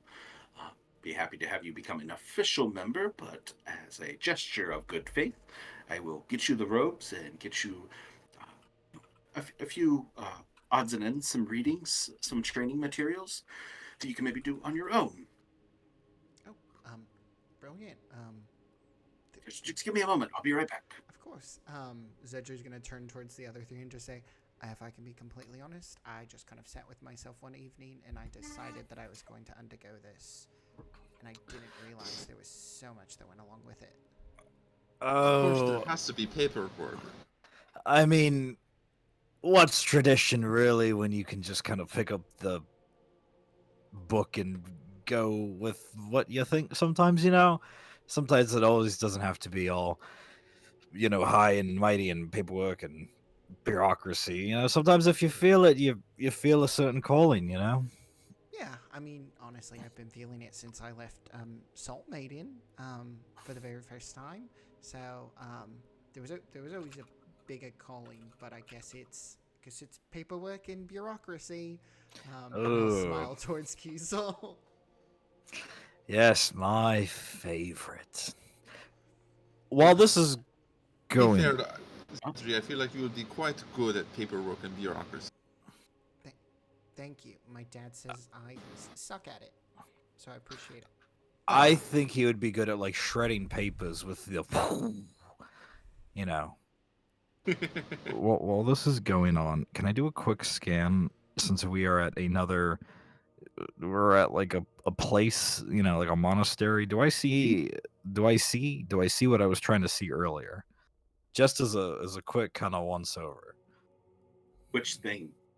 The You looking for the box? Or are you looking for signs of Telurian emissaries? the latter preferably. Yeah, give me a perception check. They've been going so well for you. I'm sure this one. Yeah, will turn friggin' around. honestly. Alfred's been using up everybody's luck Fuck tonight. me. Sorry.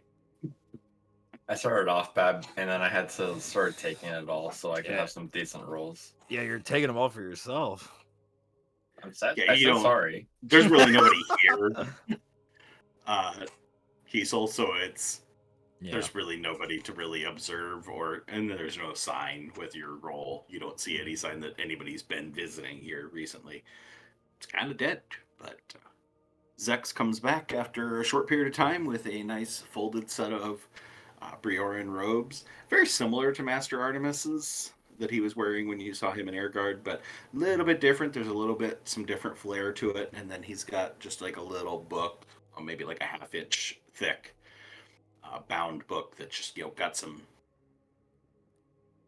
tied shut for binding. There's just a threaded needle through there of some sort of leather material holding it together, and just got a nice little symbol on the front that looks similar to that symbol that I showed you earlier this week. A little bit different because it's a little bit different branch, but basically equating out to some form of a whirlpool on the front.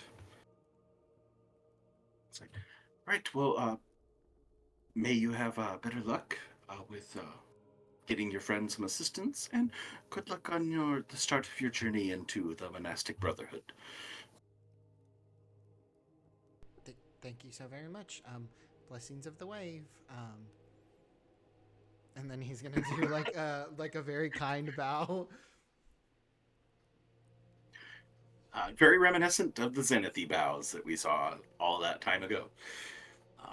And he allows whoever's doing the lifting and carrying of the litter or stretcher or whatever you want to call it with Zenithy on it. Probably be me and Kiesel. Yeah. All right. Make your way out. Make your way back down to the docks. Alfred makes his way back from visiting with Neva.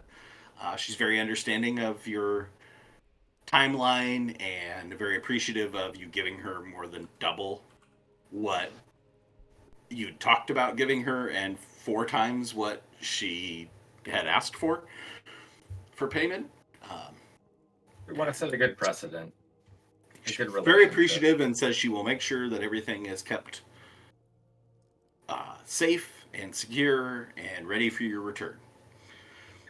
And Alfred would also have made his made Yofadir's cartographers tools in the meantime. Navigators tools. Yeah, no, it'd be more fun. You make cartographers tools. You bring those back for him.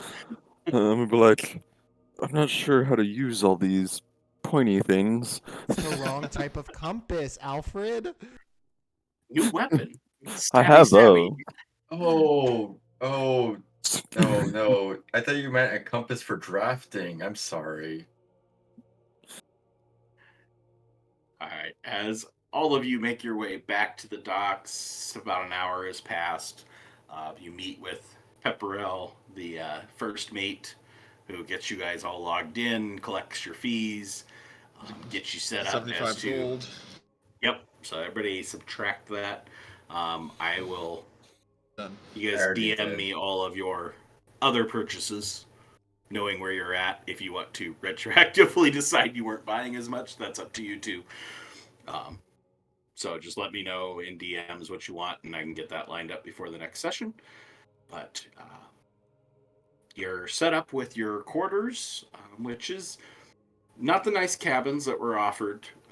Obviously, those came with the extra fee. You're set up with a place that's got a bunch of just hanging cots, very similar to the cruise type setup, how the crew would typically travel. And some nice swinging cots for those of you that may have some motion sickness. May not be the most ideal. You may want to sleep on the floor. But aside from that, it seems like a clean, well-kept ship. No signs of vermin, no signs of anything nasty, unpleasant. Seems like it should be a fairly pleasant trip. And as 4 bells rings from the towers around town, you start to hear the sounds of the crew pulling up anchor, pulling in the gangplank,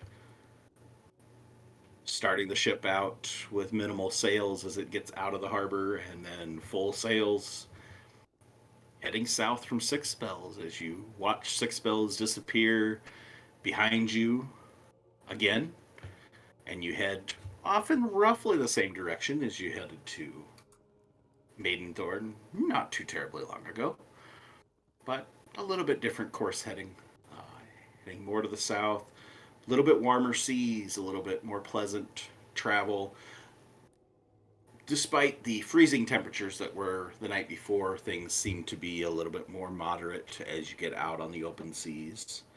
And as you set sail and begin your journey, we'll stop for tonight. Alfred clutches his cloak, looks out from the from starboard, and just looks out at the sunset.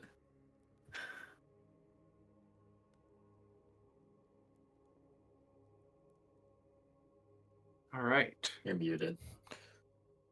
I'm holding onto a rope off the bowsprit, wind through my hair. Knife in your mouth? Yup. 1 axe in the hand, 1 axe in the mouth. Yes. The nail pieces are still there too. The nails I are was gonna say, still did you growing. leave the one I'm still axe? chewing on my nails from this morning. Do you pour your nails before or after your milk? I don't drink the milk with it. That's right. No milk. Because I'm lactose intolerant. I personally like using the nails as like a Parmesan grate, so you have like the nail shavings on top of like your Wheaties. Oh yeah, you get that crunch in every bite. Oh, Iron dude, good deficiency daily source of iron. Yeah, you can stand up at any speed. Oh man. All right, that concludes our session for tonight. We have a couple housekeeping things we do at the end of the session, but if you're watching on demand, this will be pretty much the end of the session. And if you Goodbye. want to know what else happens, show up on Twitch and watch it live so you can get all the extra goodies of voting for some things, getting some input, and getting some interaction on a few different things. So, but we will be off next week. Be back in 2 weeks with the beginning of the journey to Ashmain, and most likely a little bit of excitement on that journey because nobody wants to have boring travel. We got to have something happen. I mean, Who We'll will see how that die? You guys get to roll the dice, so I've made that clear. You'll get to roll the dice on whether most things happen. So we'll see how that goes. But until then, those of you watching on demand, we're out of here.